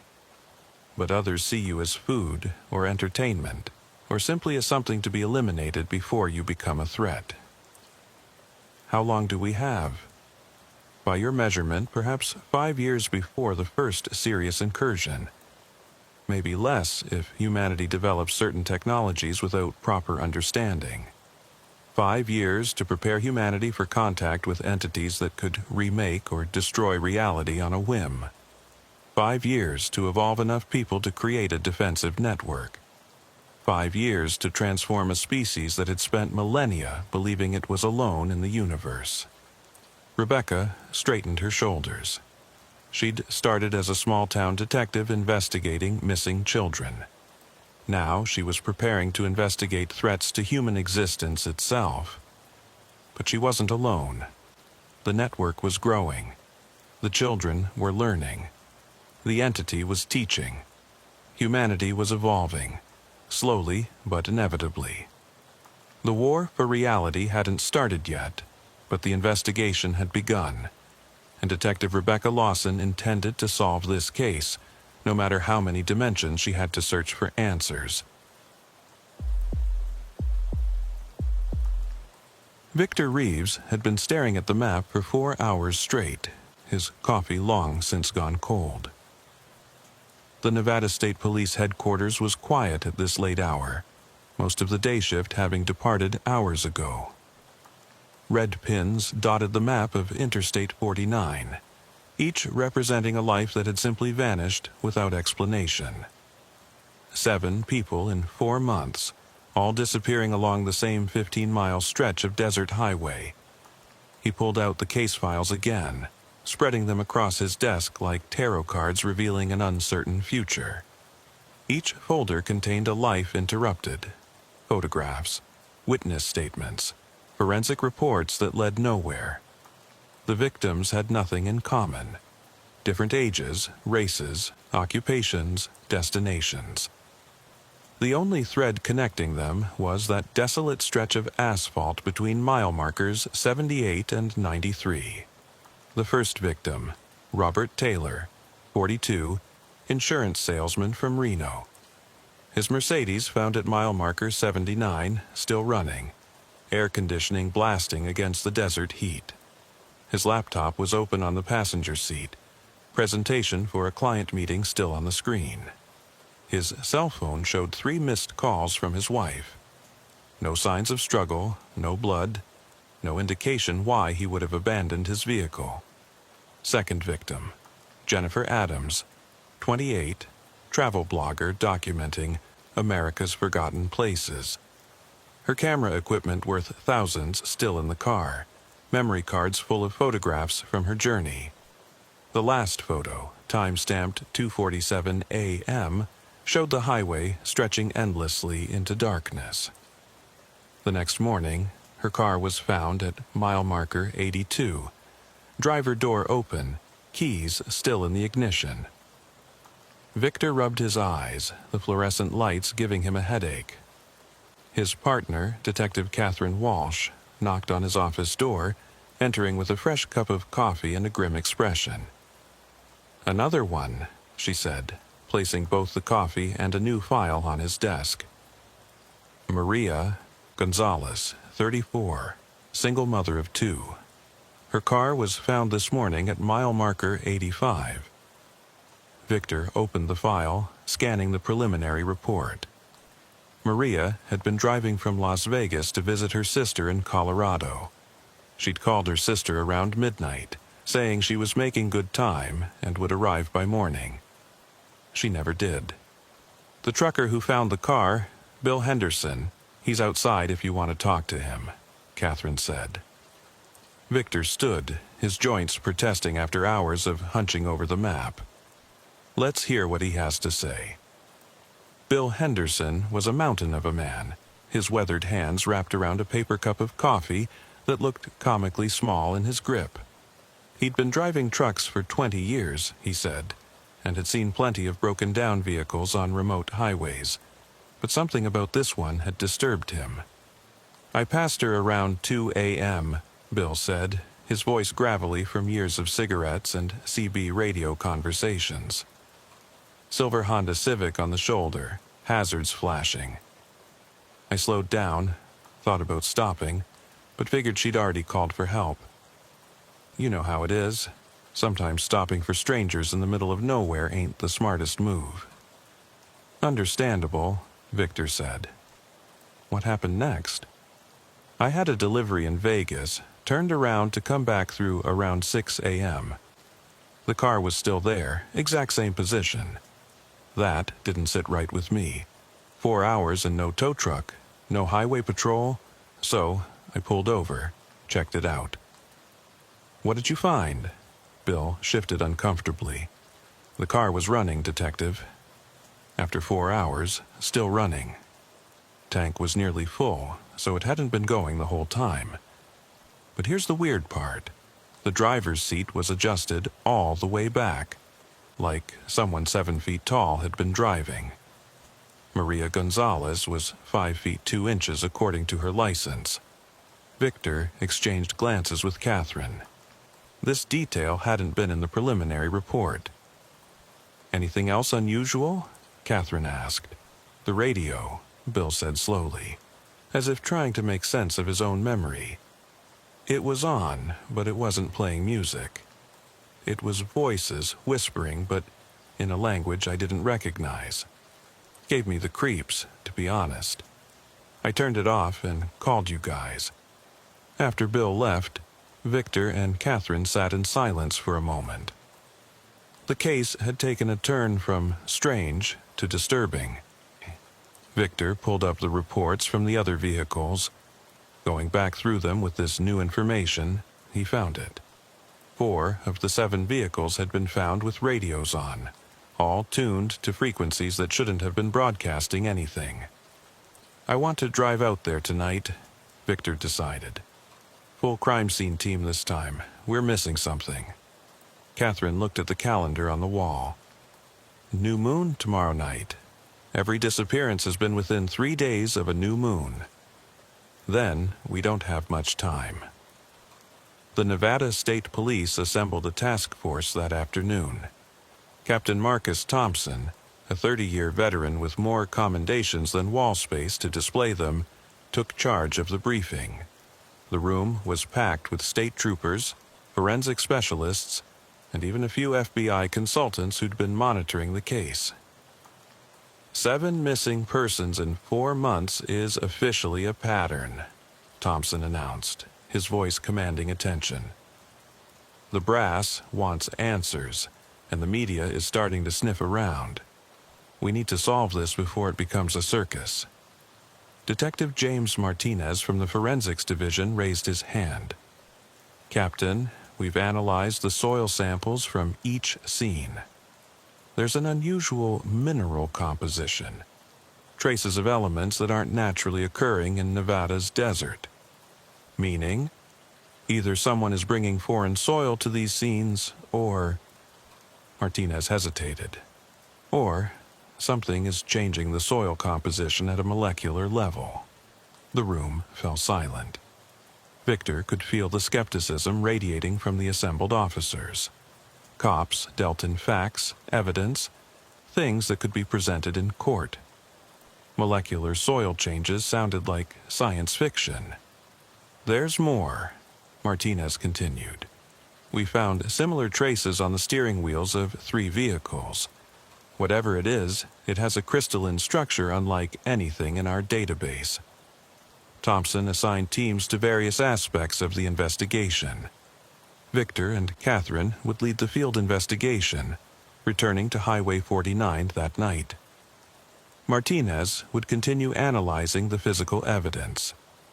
Detective Sarah Collins from Cybercrimes would dig into the victims' digital footprints, looking for any connections they might have missed. As the sun began to set, Victor and Catherine drove toward Highway 49 in an unmarked cruiser equipped with every piece of detection equipment the department could spare. Electromagnetic field detectors, infrared cameras, atmospheric monitoring devices. If something unusual was happening on that stretch of road, they would document it. You ever wonder if some cases aren't meant to be solved? Catherine asked as they passed the city limits, entering the vast emptiness of the Nevada desert. Every case has a solution, Victor replied, though he didn't sound entirely convinced. We just haven't found the right angle yet. They reached mile marker 78 as darkness was falling. Victor pulled over, and they began their systematic survey of the 15-mile stretch. Every 100 yards they stopped, took readings, photographed the area. The electromagnetic detector remained steady, showing normal background radiation. The infrared showed only the expected heat signatures of small desert animals. At mile marker 85, where Maria Gonzalez's car had been found, Victor noticed something the crime scene team had missed. In the soft shoulder of the road, barely visible, were indentations that looked almost like footprints, but wrong somehow. Too long, with what appeared to be 6 toes. Catherine, look at this. She knelt beside him, shining her flashlight on the marks. Could be animal tracks, distorted by wind. When's the last time you saw a 6-toed coyote with size 15 feet? Before Catherine could respond, their radio crackled to life. But instead of dispatch, they heard something else. Whispers in an unknown language, just as Bill Henderson had described. The sound sent chills down Victor's spine. Dispatch, this is Unit 7. Do you copy? Catherine said into the radio. The whispers grew louder, and then, cutting through them like a knife, came a voice speaking clear English. They're not missing, Detective. They're selected. Victor grabbed the radio. "Who is this?" "Identify yourself." "Look behind you." They spun around, hands instinctively moving to their weapons. Standing about 30 feet away was an elderly man in worn clothing that seemed to belong to another era. Canvas pants, a faded work shirt, boots that looked handmade. But it was his eyes that made Victor's blood run cold. They reflected their flashlight beams like a cat's, glowing with an unnatural golden light. "Sir, I need you to identify yourself," Victor said, keeping his voice steady despite his racing heart. The old man smiled, revealing teeth that were far too sharp and numerous for any human mouth. "Names are for those who belong to this world, detective. I'm more of a messenger." "A messenger from whom?" "From those who've been using this highway much longer than your kind. You build your roads over ancient paths, never asking permission, never understanding what you're disturbing." Catherine had her hand on her weapon but hadn't drawn it. "Are you saying you know what happened to the missing people?" "Missing?" The old man laughed, a sound like grinding glass. "They're not missing. They've been recruited, chosen for a greater purpose. The highway needs servants, and it's been selecting them carefully." "The highway?" Victor took a step forward. "You're saying the road itself is taking people?" "Not the asphalt you laid down. The real highway, the one that exists between spaces, between dimensions. Your missing people stumbled onto points where the veil is thin, where our highway touches yours." Before Victor could respond, his radio exploded with sound. Multiple voices, all speaking at once, some in English, others in languages he didn't recognize. Through the cacophony, he heard names: Robert Taylor, Jennifer Adams, and others from his missing persons files. The old man's form began to shimmer, becoming translucent. "They want you to know they're alive, detective. More than alive. They're eternal now, traveling roads you can't imagine. But the highway is hungry. It needs more. And tomorrow night, when the moon is dark, it will feed again." "Wait!" Victor shouted, but the old man vanished like smoke in the wind. The radio fell silent. Their equipment, which had shown nothing moments before, was now going haywire. Electromagnetic readings off the charts, infrared showing heat signatures that couldn't possibly exist. Catherine was already calling for backup, but her cell phone had no signal. The radio produced only static. They were cut off, alone on the dark highway with the knowledge that something impossible was happening. "We need to get back," Catherine said. "Report this. Get more resources out here." But as they turned toward their vehicle, they froze. Standing in the road ahead were figures, 7 of them, each matching the description of their missing persons. They stood perfectly still, not breathing, not blinking, just staring with eyes that reflected the starlight. Maria Gonzalez was in front, still wearing the same clothes described in the missing persons report. But something was different. Her skin seemed to shimmer, as if she existed in multiple dimensions at once. "Detective Reeves," she said, but her voice was layered, echoing with harmonics that shouldn't come from human vocal cords. "We need you to understand. We're not victims. We're pioneers. Maria, your children are looking for you. They need their mother. They have their mother. I'm more now than I ever was. I can see all possible futures, all potential presents. In one timeline, I never left. In another, I took them with me. All these realities exist simultaneously, and we travel between them on the highway." Robert Taylor stepped forward. "Detective, you're investigating the wrong crime. We weren't taken. We were invited, and we accepted." "Invited by what?" Victor demanded. "By something that's been here since before humans walked upright," Jennifer Adams said.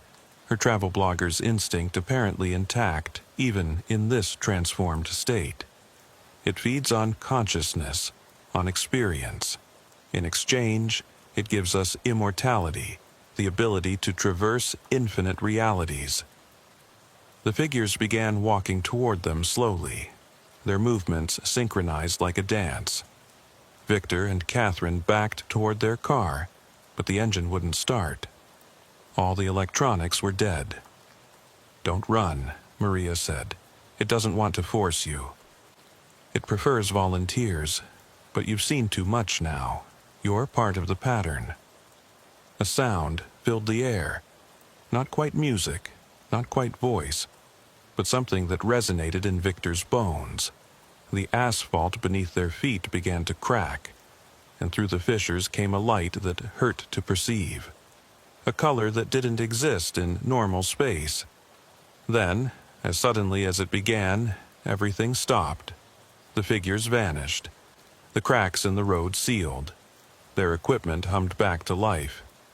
If not for the recordings on their cameras, recordings that would later show nothing but static, Victor might have thought he'd imagined it all. They drove back to headquarters in silence, each processing what they'd witnessed. The rational part of Victor's mind, the part trained by 15 years of police work, insisted there had to be a logical explanation.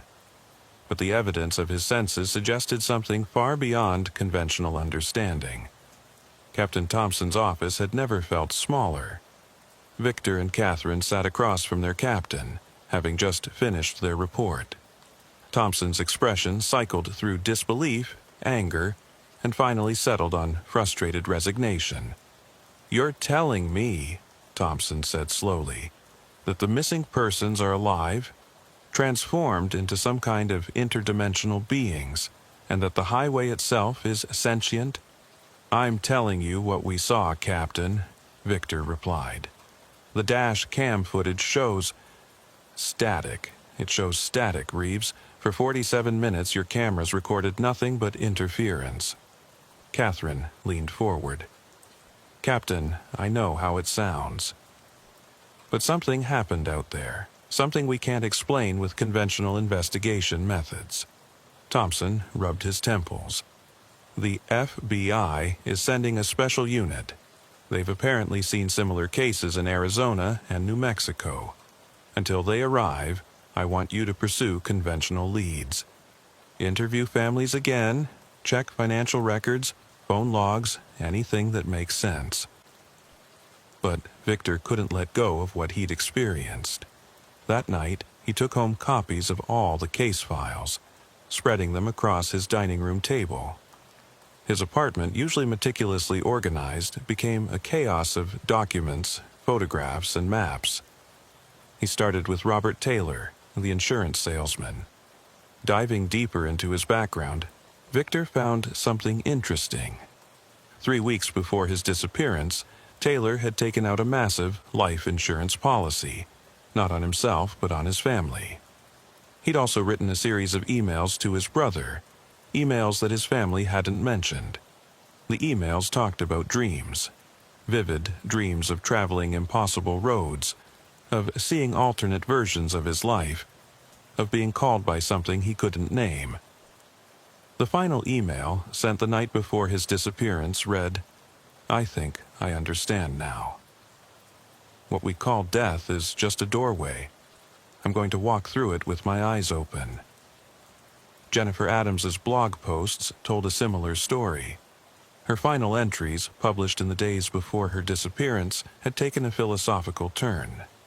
She wrote about the nature of reality, about ancient highways that predated human civilization, about indigenous legends of roads that led between worlds. Her research had led her to that specific stretch of Highway 49. She went there on purpose, Victor muttered to himself. She was looking for it. His phone rang. Catherine calling. "Victor, you need to see this. I'm at Maria Gonzalez's apartment." When Victor arrived, he found Catherine in Maria's home office, surrounded by books and printouts. The walls were covered with maps, not just of Nevada, but of the entire Southwest, with red lines marking specific highways. She was tracking it, Catherine said. Look at these patterns. Every marked road has had similar disappearances over the past 50 years. She knew what she was looking for. Victor examined Maria's research. She had compiled newspaper clippings, police reports obtained through FOIA requests, and even interviewed survivors. People who claimed to have encountered something on these remote highways but managed to escape. One interview transcript caught his attention. The subject, identified only as DH, described an encounter from 1987. I was driving through the desert, middle of the night, when my truck just died. No reason, just stopped. Then I saw them. People walking out of the desert, but they weren't right. They moved in perfect unison, like they were all controlled by the same mind. They surrounded my truck, just staring. One of them was my cousin who'd gone missing 3 years earlier. He looked exactly the same, hadn't aged a day. He told me the highway wanted me, that I could join them in eternal journey. I managed to get my truck started and drove through them. They didn't try to stop me, just watched me go. I've never driven that road again. Maria was investigating the disappearances before she became one, Catherine observed. Maybe she didn't disappear. Maybe she found what she was looking for. Victor's phone buzzed with a text from an unknown number. Mile marker 85, midnight. Come alone if you want answers. He showed it to Catherine. It's a trap, she said immediately. Or an opportunity. We're not getting anywhere with conventional investigation. You're not seriously considering going alone. Victor thought about the 7 missing people, about the families desperate for answers, about the thing wearing Maria Gonzalez's face, claiming to be more than human. I'll wear a wire. You and backup stay just outside the affected area. If something happens... When something happens, Catherine corrected. When something happens, you'll have evidence. Real evidence. The rest of the day was spent preparing. The tech department outfitted Victor with the latest surveillance equipment. Cameras that uploaded to the cloud in real time. GPS trackers. Even an experimental device that supposedly could detect dimensional anomalies, on loan from a Defense Department project no one was supposed to know about. Detective Martinez approached them with new findings. Remember those soil samples? I had a friend at the university run them through their equipment. The crystalline structures contain elements that don't exist on the periodic table. They're theoretically possible, but they should only exist in extreme conditions, like inside a star or during the first microseconds after the Big Bang. You're saying someone's creating impossible matter on Highway 49? Catherine asked. I'm saying something is. And there's more. I mapped the electromagnetic anomalies we've detected. They form a pattern, a perfect spiral centered on mile marker 85. It's almost like something is drilling through dimensions at that point. As midnight approached, Victor drove toward Highway 49, Catherine and a full tactical team following at a distance. The plan was simple. Victor would make contact, gather intelligence, and signal if he needed extraction. What could go wrong with meeting interdimensional kidnappers in the middle of the desert? He parked at mile marker 85 at 11:57 p.m. The desert was silent, not even the usual sounds of insects or wind. His equipment showed normal readings, but the air felt charged, like the moment before lightning strikes. At exactly midnight, his radio came to life, but it wasn't dispatch or Catherine. It was a chorus of voices, all speaking in perfect unison. Detective Reeves. You seek answers. We offer truth. Step out of your vehicle. Victor emerged from his car, every instinct screaming danger. The highway before him began to shimmer, like heat mirages despite the cool night air. Then, emerging from the shimmer, came a figure he recognized from photographs, Robert Taylor. But this Robert Taylor was different. His business suit seemed to exist in multiple states simultaneously, sometimes new, sometimes worn, sometimes not there at all. His face was Robert's, but behind his eyes was an intelligence that felt vast and alien. "Hello, Detective," Robert said, his voice carrying harmonics that resonated in Victor's chest. "Thank you for coming. We have much to discuss. Where are the others? The missing people?" "Missing is a limited concept. We're everywhere and nowhere. Would you like to see?" Before Victor could respond, Robert touched his shoulder, and reality fractured. Suddenly, Victor could perceive multiple dimensions simultaneously. He saw Highway 49 not as a single road, but as thousands of parallel versions, each slightly different. In some, the road was new, in others, ancient. In some, it didn't exist at all. And traveling between these infinite highways were the missing people, along with hundreds, thousands of others. "The highway has existed since consciousness began," Robert explained, his voice coming from everywhere at once. "It's a neural network spanning dimensions, feeding on experience, on thought, on the electricity of awareness. Your ancestors knew it, built their paths along its routes, made offerings to it." "Offerings? You mean sacrifices? Willing participants? Those who sought transcendence beyond physical limitations? But your modern world forgot the bargains, built your roads without permission, and so the highway began selecting its own participants." Victor saw Maria Gonzalez teaching infinite versions of her children in infinite realities.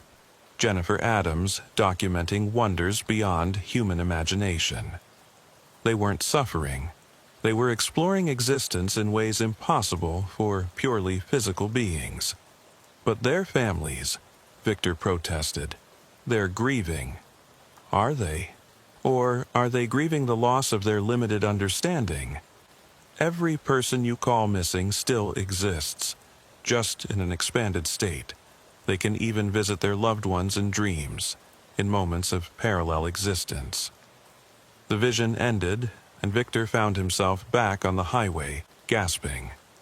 Robert Taylor was gone, but in his place was a card, not paper, but something that seemed to be made of crystallized light. Words appeared on it as he watched. The selection continues. Those who seek truth will find the highway.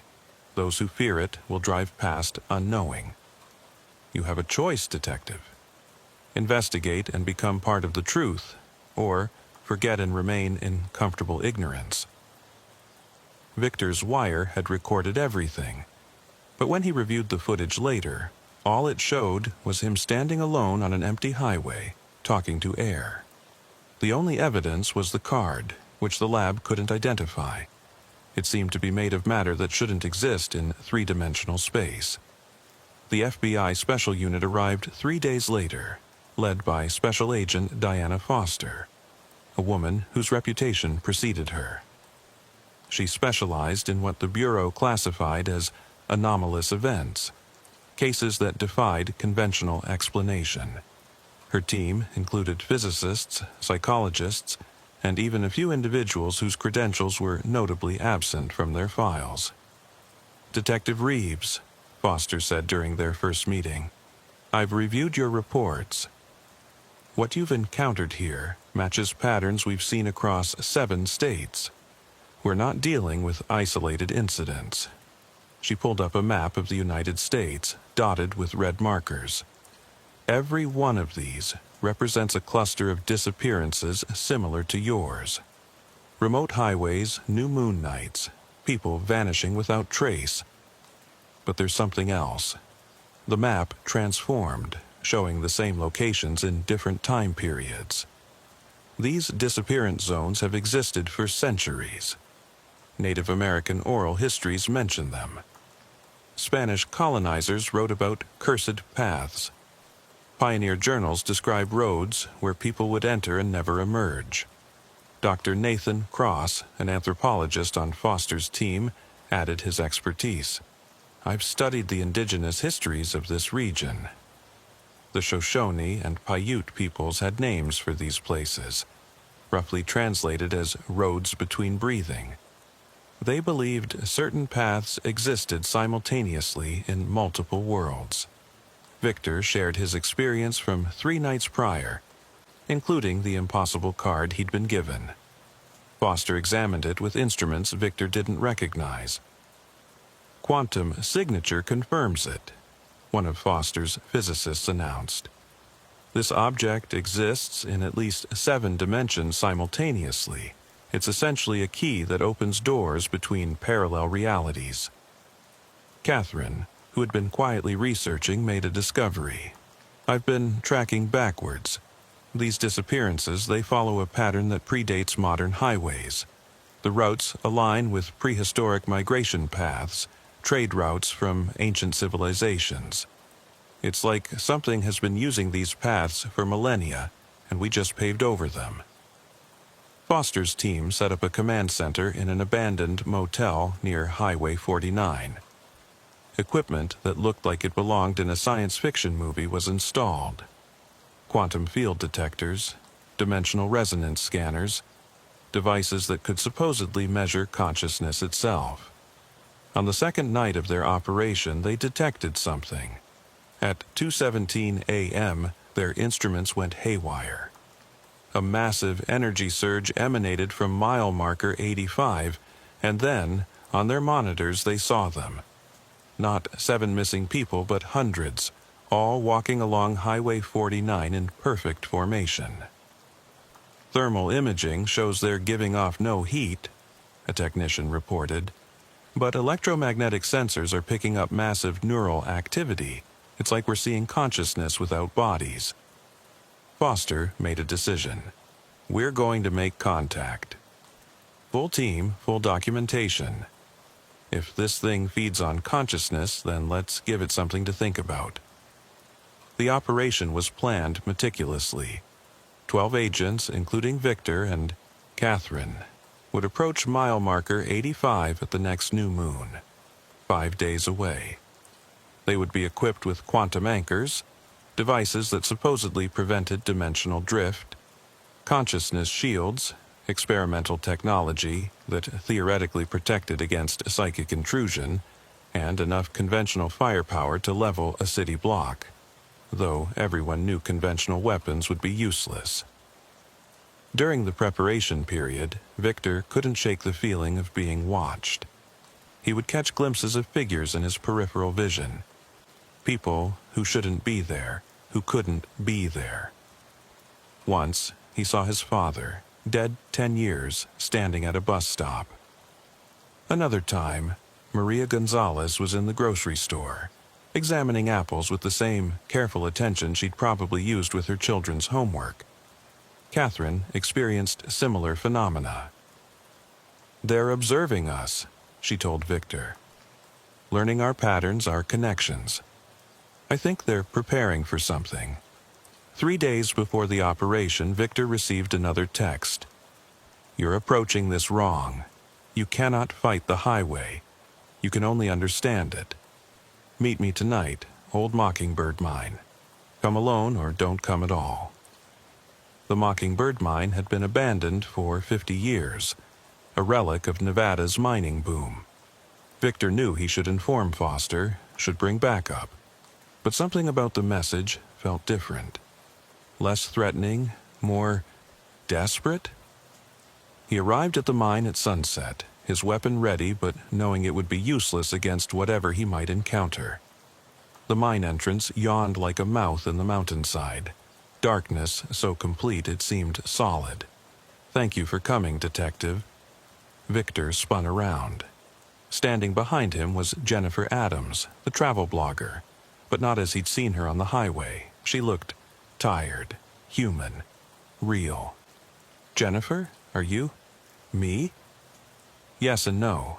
I'm the part of Jennifer that remembers being only human, a fragment left behind when the rest of me transcended. We all leave fragments, echoes. The highway doesn't take everything. It can't. Some part of us remains anchored to this reality. Why did you contact me? Because you're about to make a terrible mistake. Your FBI friends, their technology, their weapons, they think they can contain or destroy the highway. But it's not an entity you can fight. It's a fundamental force like gravity or time. And if they provoke it, if they threaten it, it will stop being selective. It will take everyone. Jennifer led him into the mine, down passages that should have been completely dark, but were illuminated by a phosphorescent glow emanating from the walls themselves.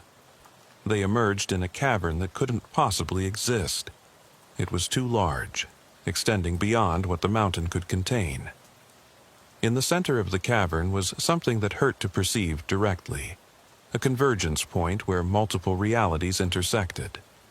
Victor could see through it to other versions of the cavern, other versions of himself and Jennifer having this same conversation with slight variations. This is one of the nodes, Jennifer explained. The highway isn't just the roads you drive on.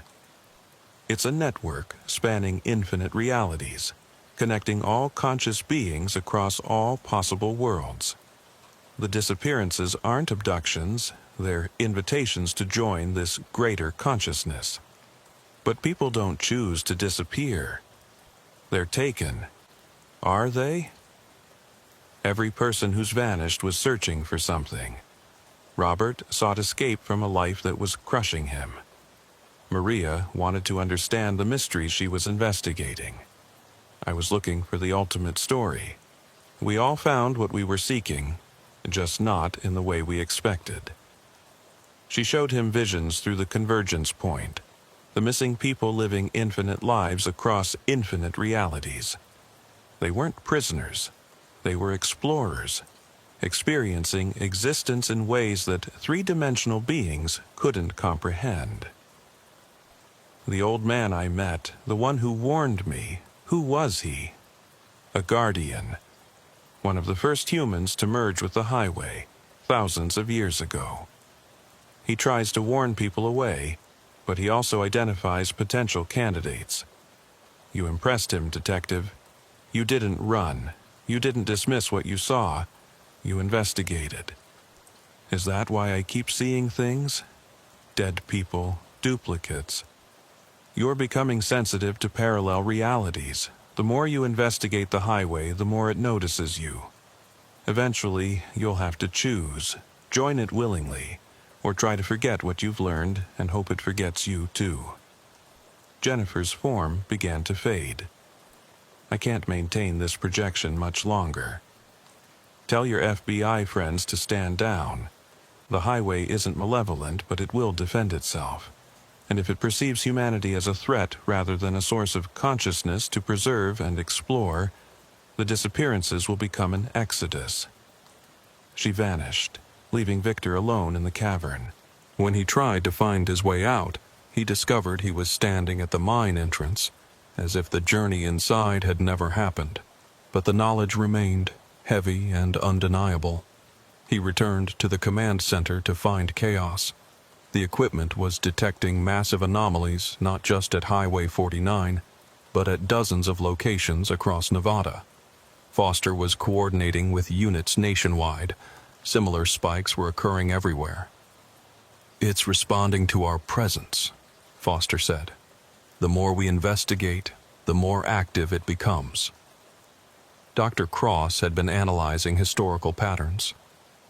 "I've found something disturbing. Every civilization that's encountered these phenomena has faced a choice, coexistence or catastrophe. The Mayans, the Anasazi, several Chinese dynasties, they all record encounters with roads to elsewhere. Those who tried to fight it vanished entirely. Those who accepted it, well, they evolved into something else." Victor made a decision. He shared his experience at the mine, Jennifer's warning, everything he'd learned. Foster listened with growing concern. "You're suggesting we abandon the investigation?" "I'm suggesting we change our approach. Instead of trying to stop the disappearances, we try to understand them, maybe even manage them." "Manage them? You mean facilitate people vanishing?" "I mean give people a choice. Real information about what they're choosing. Right now, the highway is selecting people seemingly at random. But what if we could establish communication, create a protocol?" Foster considered this. It went against every procedural instinct, every law enforcement protocol. But the evidence was mounting that they weren't dealing with a criminal case or even a conventional threat. 3 days, she decided. We attempt peaceful contact. If that fails, we proceed with containment protocols. The night of the new moon arrived with an oppressive stillness. No wind disturbed the desert. No animals called in the darkness. It was as if nature itself was holding its breath, waiting to see what would unfold on Highway 49. Victor stood with the FBI task force at mile marker 85. They had foregone their weapons and defensive equipment, following Victor's advice. Instead, they carried recording devices, communication equipment, and open minds, though several agents kept sidearms within reach, unable to completely abandon their training. Agent Foster checked her watch, 11:55 p.m. "Remember, we're not here to confront or contain. We're here to communicate and understand." Dr. Cross was monitoring instruments that measured quantum fluctuations. "Energy levels are rising. Something's coming." At exactly midnight, reality rippled. The asphalt of Highway 49 began to glow with that impossible light Victor had seen before. Cracks appeared in the air itself, like fractures in glass, revealing glimpses of other realities beyond. Then they emerged. Not just the 7 missing people from Victor's cases, but dozens, perhaps hundreds of figures. They walked out of the desert, out of the air, out of dimensions that shouldn't exist. Some wore modern clothes, others dressed in fashions from decades past, and a few in garments that seemed to belong to no earthly culture. At their head was Maria Gonzalez, but transformed. She moved with liquid grace, her form sometimes solid, sometimes translucent, always radiating an otherworldly presence. "Detective Reeves," she said, her voice carrying across the distance without growing louder. "Agent Foster, Dr. Cross, we welcome you to the Convergence." Foster stepped forward. "We're here to understand, to learn. Can you help us?" Maria smiled, and in that smile was both the mother of 2 from Las Vegas and something infinitely older and more complex. "Understanding requires experience. Are you prepared for that?" Before anyone could answer, the world shifted. Suddenly, each member of the task force was experiencing reality from multiple perspectives simultaneously. Victor saw himself standing on the highway, but also saw himself from above, from below, from dimensions where the highway didn't exist, where he had never become a detective, where humanity had never evolved. It was overwhelming, disorienting, and absolutely magnificent. "This is how we exist now," Robert Taylor's voice explained, though Victor couldn't see him. "Every moment, every possibility, every choice that could be made, we experience them all. But how do you maintain identity?" Dr. Cross asked, his scientific mind grappling with the implications. "How do you remain you across infinite variations?" Jennifer Adams materialized beside him. "We don't. Not in the way you understand identity. We become something larger, a consciousness that encompasses all possible versions of ourselves. It's not loss of self, it's expansion of self." The vision ended, and the task force found themselves back on the highway, gasping and disoriented. Several agents had fallen to their knees. One was crying, though whether from joy or terror was unclear. Foster, maintaining her composure despite the reality-shattering experience, addressed Maria. What do you want from us? Nothing, Maria replied. But the highway wants something from humanity. It wants recognition, understanding, and eventually, partnership. Partnership? An old man emerged from the group, the same one Victor had encountered on his first investigation. But now Victor could see him more clearly. He wasn't just old. He was ancient, carrying the weight of millennia in his bearing. "I am the first walker," he said. "I was among the initial humans to discover the highway, back when your species was young. The highway has been waiting for humanity to mature enough to comprehend its nature. That time has come."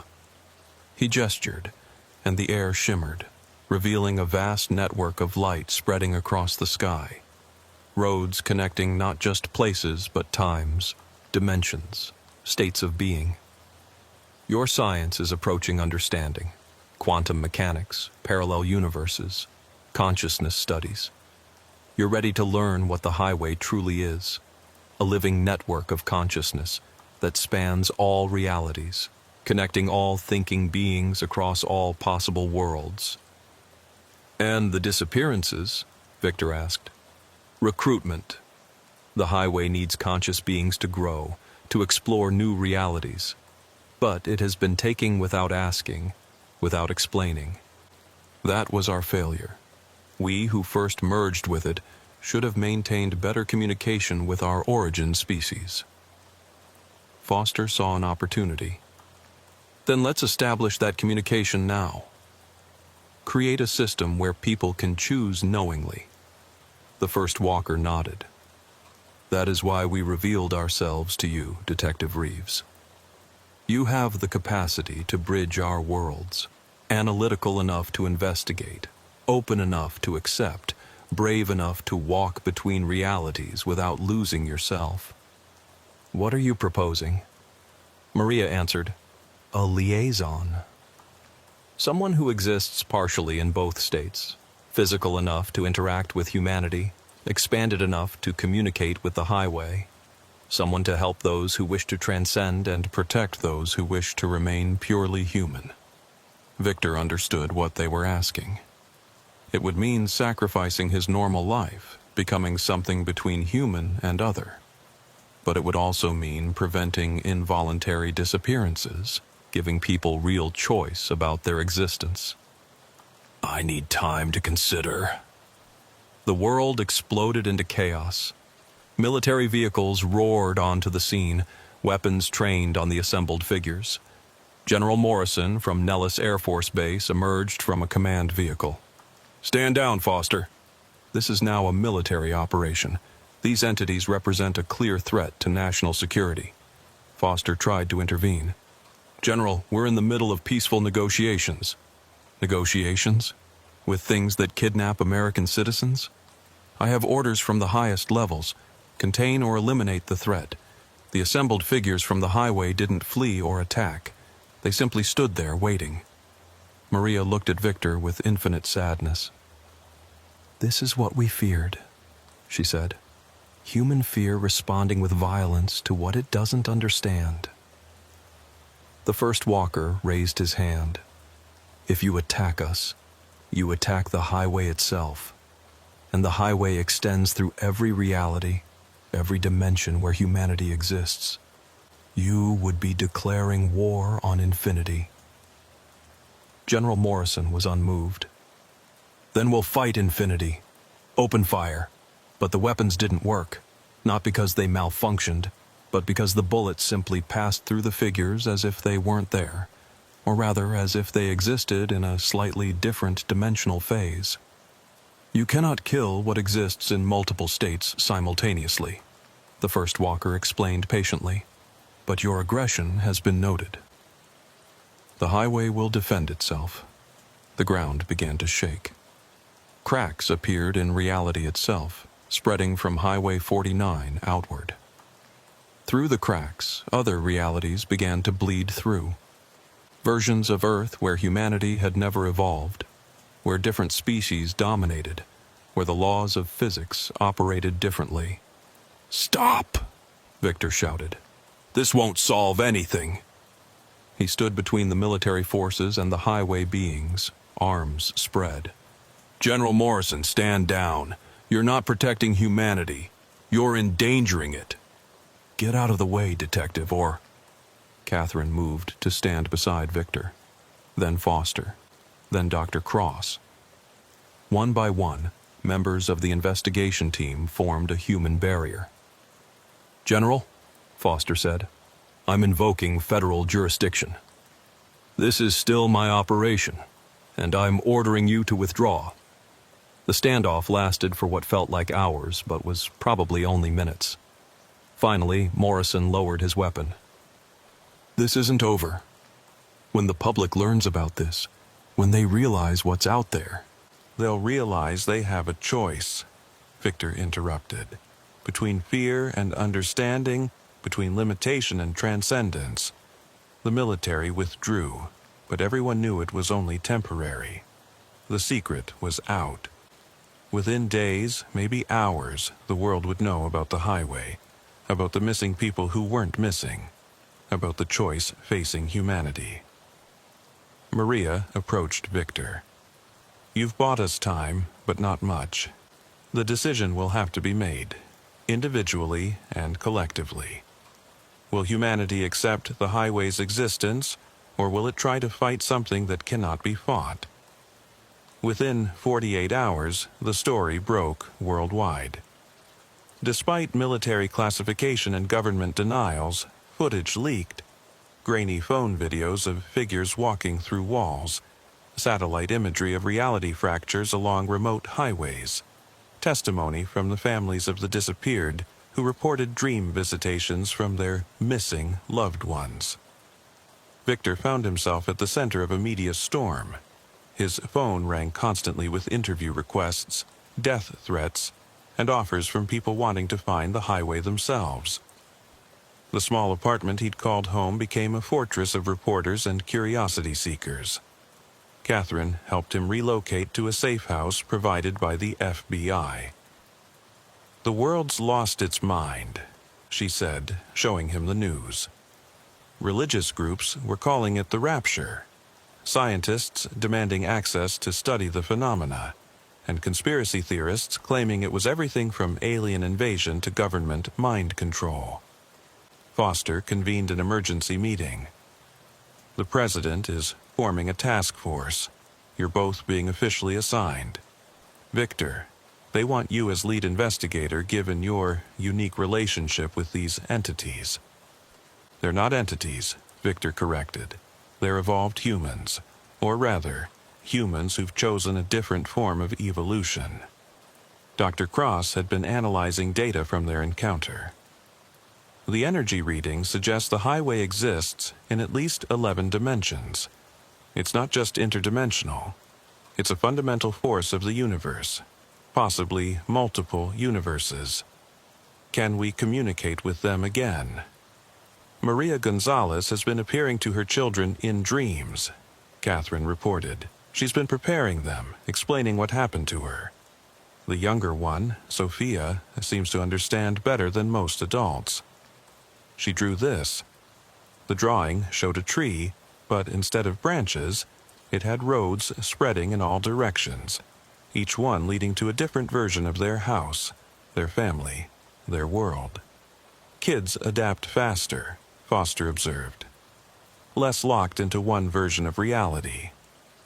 That night, Victor returned to Highway 49 alone, despite protocols against it. He needed to understand more, to find a way to bridge the growing gap between human fear and highway reality. He didn't have to wait long. At mile marker 85, reality shimmered, and Jennifer Adams stepped through, looking more solid than she had since her disappearance. "Hello, Detective. We've been monitoring the situation. The highway is concerned."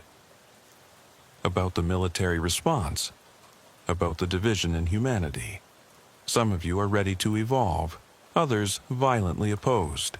The highway has existed since consciousness began, but it's never faced such organized resistance. What will it do?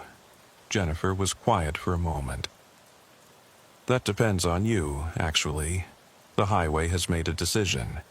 It wants to offer humanity a choice, a real, informed choice.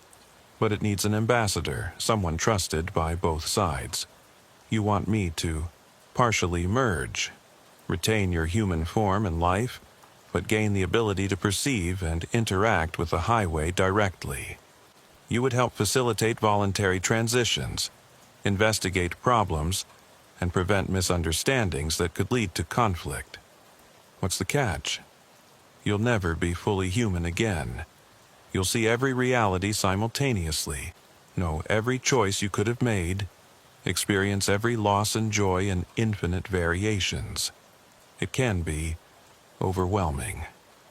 Victor thought about the 7 missing persons who had started this investigation, about the thousands more who might disappear if communication broke down, about humanity standing at a crossroads between its current existence and something unimaginable. Show me what it would be like. Jennifer touched his hand, and Victor felt himself expanding.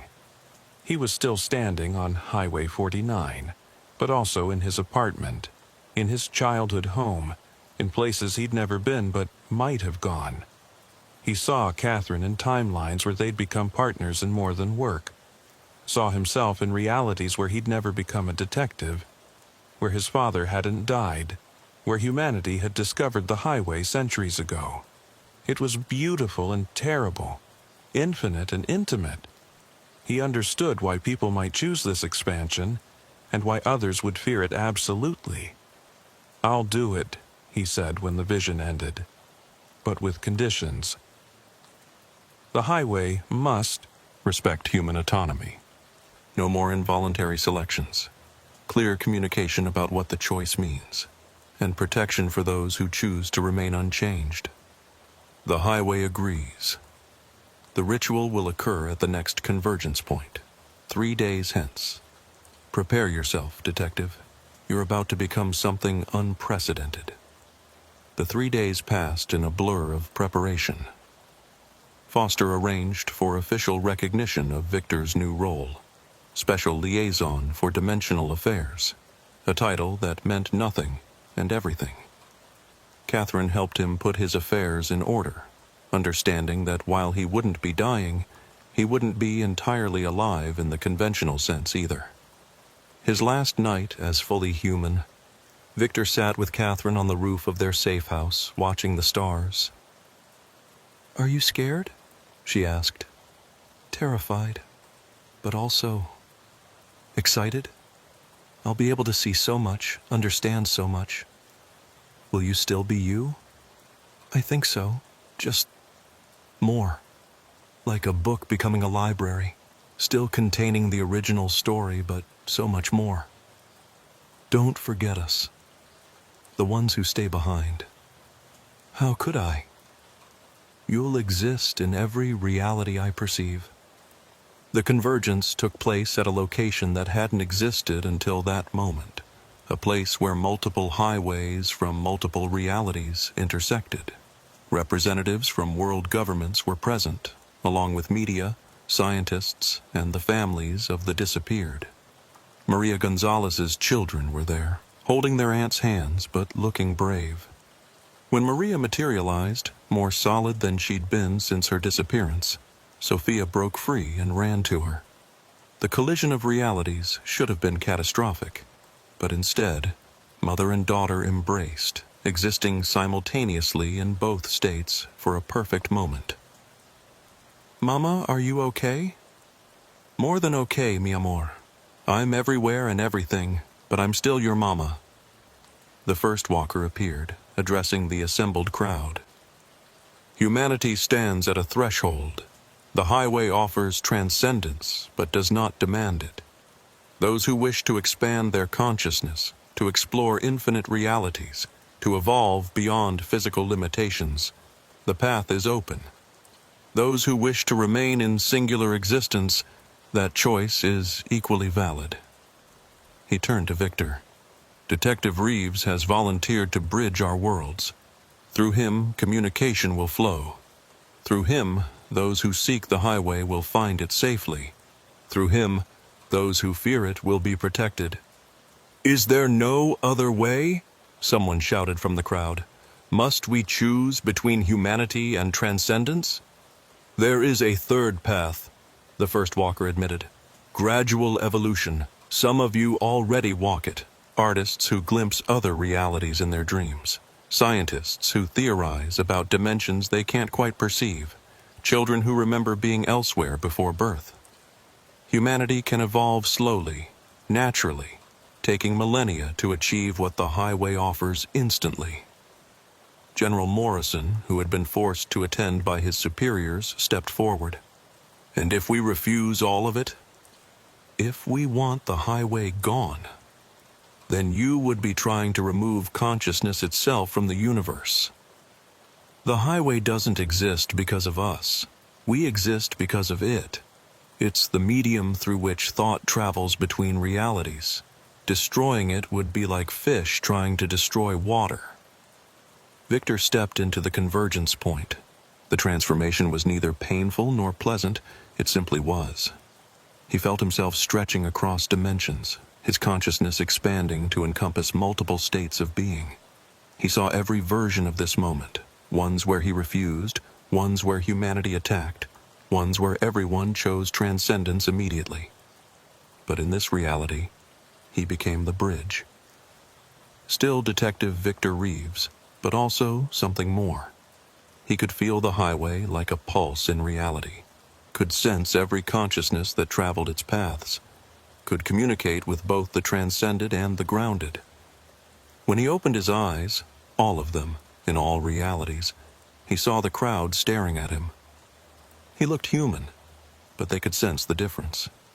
He existed more solidly than normal people, as if he were more real rather than less.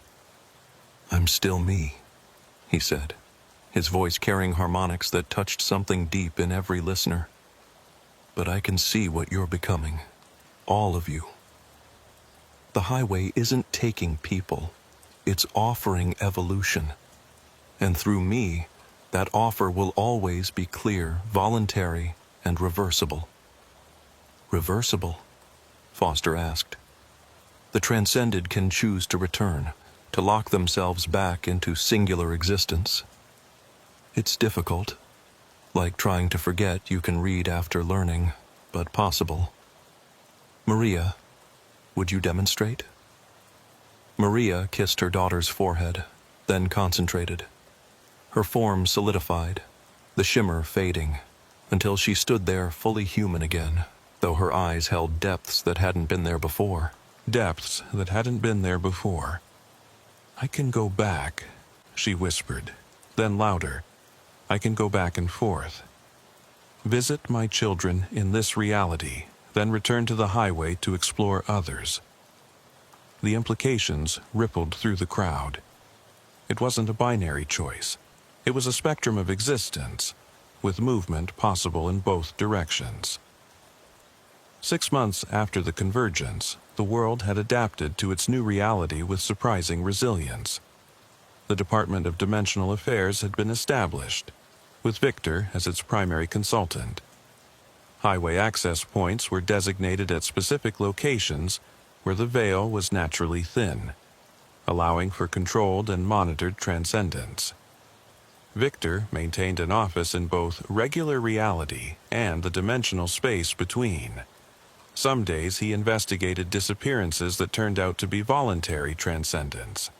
Other days he helped locate people who had gotten lost in the infinite highways of possibility. Most days he simply served as a translator between two states of human existence. Catherine had become his partner in this new role, though she remained fully human. "Someone needs to keep you grounded," she'd said, and he was grateful for the anchor she provided. The statistics were fascinating. In 6 months, approximately 100,000 people worldwide had chosen temporary or permanent transcendence. Most were terminally ill, seeking escape from pain. Others were philosophers, artists, or scientists drawn to expanded perception. Some were simply curious, but the vast majority of humanity remained unchanged, going about their lives with the knowledge that evolution was optional, available whenever they felt ready, or never if they preferred. Maria Gonzalez had become a celebrity of sorts, the first person to publicly demonstrate the ability to move between states. She spent weekdays with her children in Las Vegas, weekends exploring infinite realities. Her blog, Parenting Across Dimensions, had millions of followers. Robert Taylor had chosen to remain transcended, but sent messages through Victor to his family. He existed now as a kind of insurance adjuster for reality itself, helping solve problems that spanned multiple dimensions. Jennifer Adams had found her ultimate story, documenting the infinite variations of human experience across all possible realities. Her reports, channeled through Victor, had revolutionized philosophy, physics, and psychology. The 5 other original missing persons from Highway 49 had made various choices. 2 returned to fully human existence, 2 remained transcended, and 1 chose to flux between states as needed. New protocols were established. Anyone seeking transcendence had to undergo counseling, ensure their affairs were in order, and demonstrate understanding of what they were choosing. The minimum age was set at 25, when brain development was complete, though exceptions were made for terminal cases. Opposition remained. Religious groups debated whether transcendence was salvation or damnation.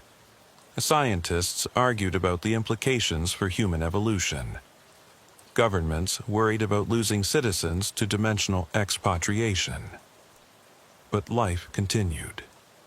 The highways that had once been forgotten were now remembered, respected, and integrated into human understanding.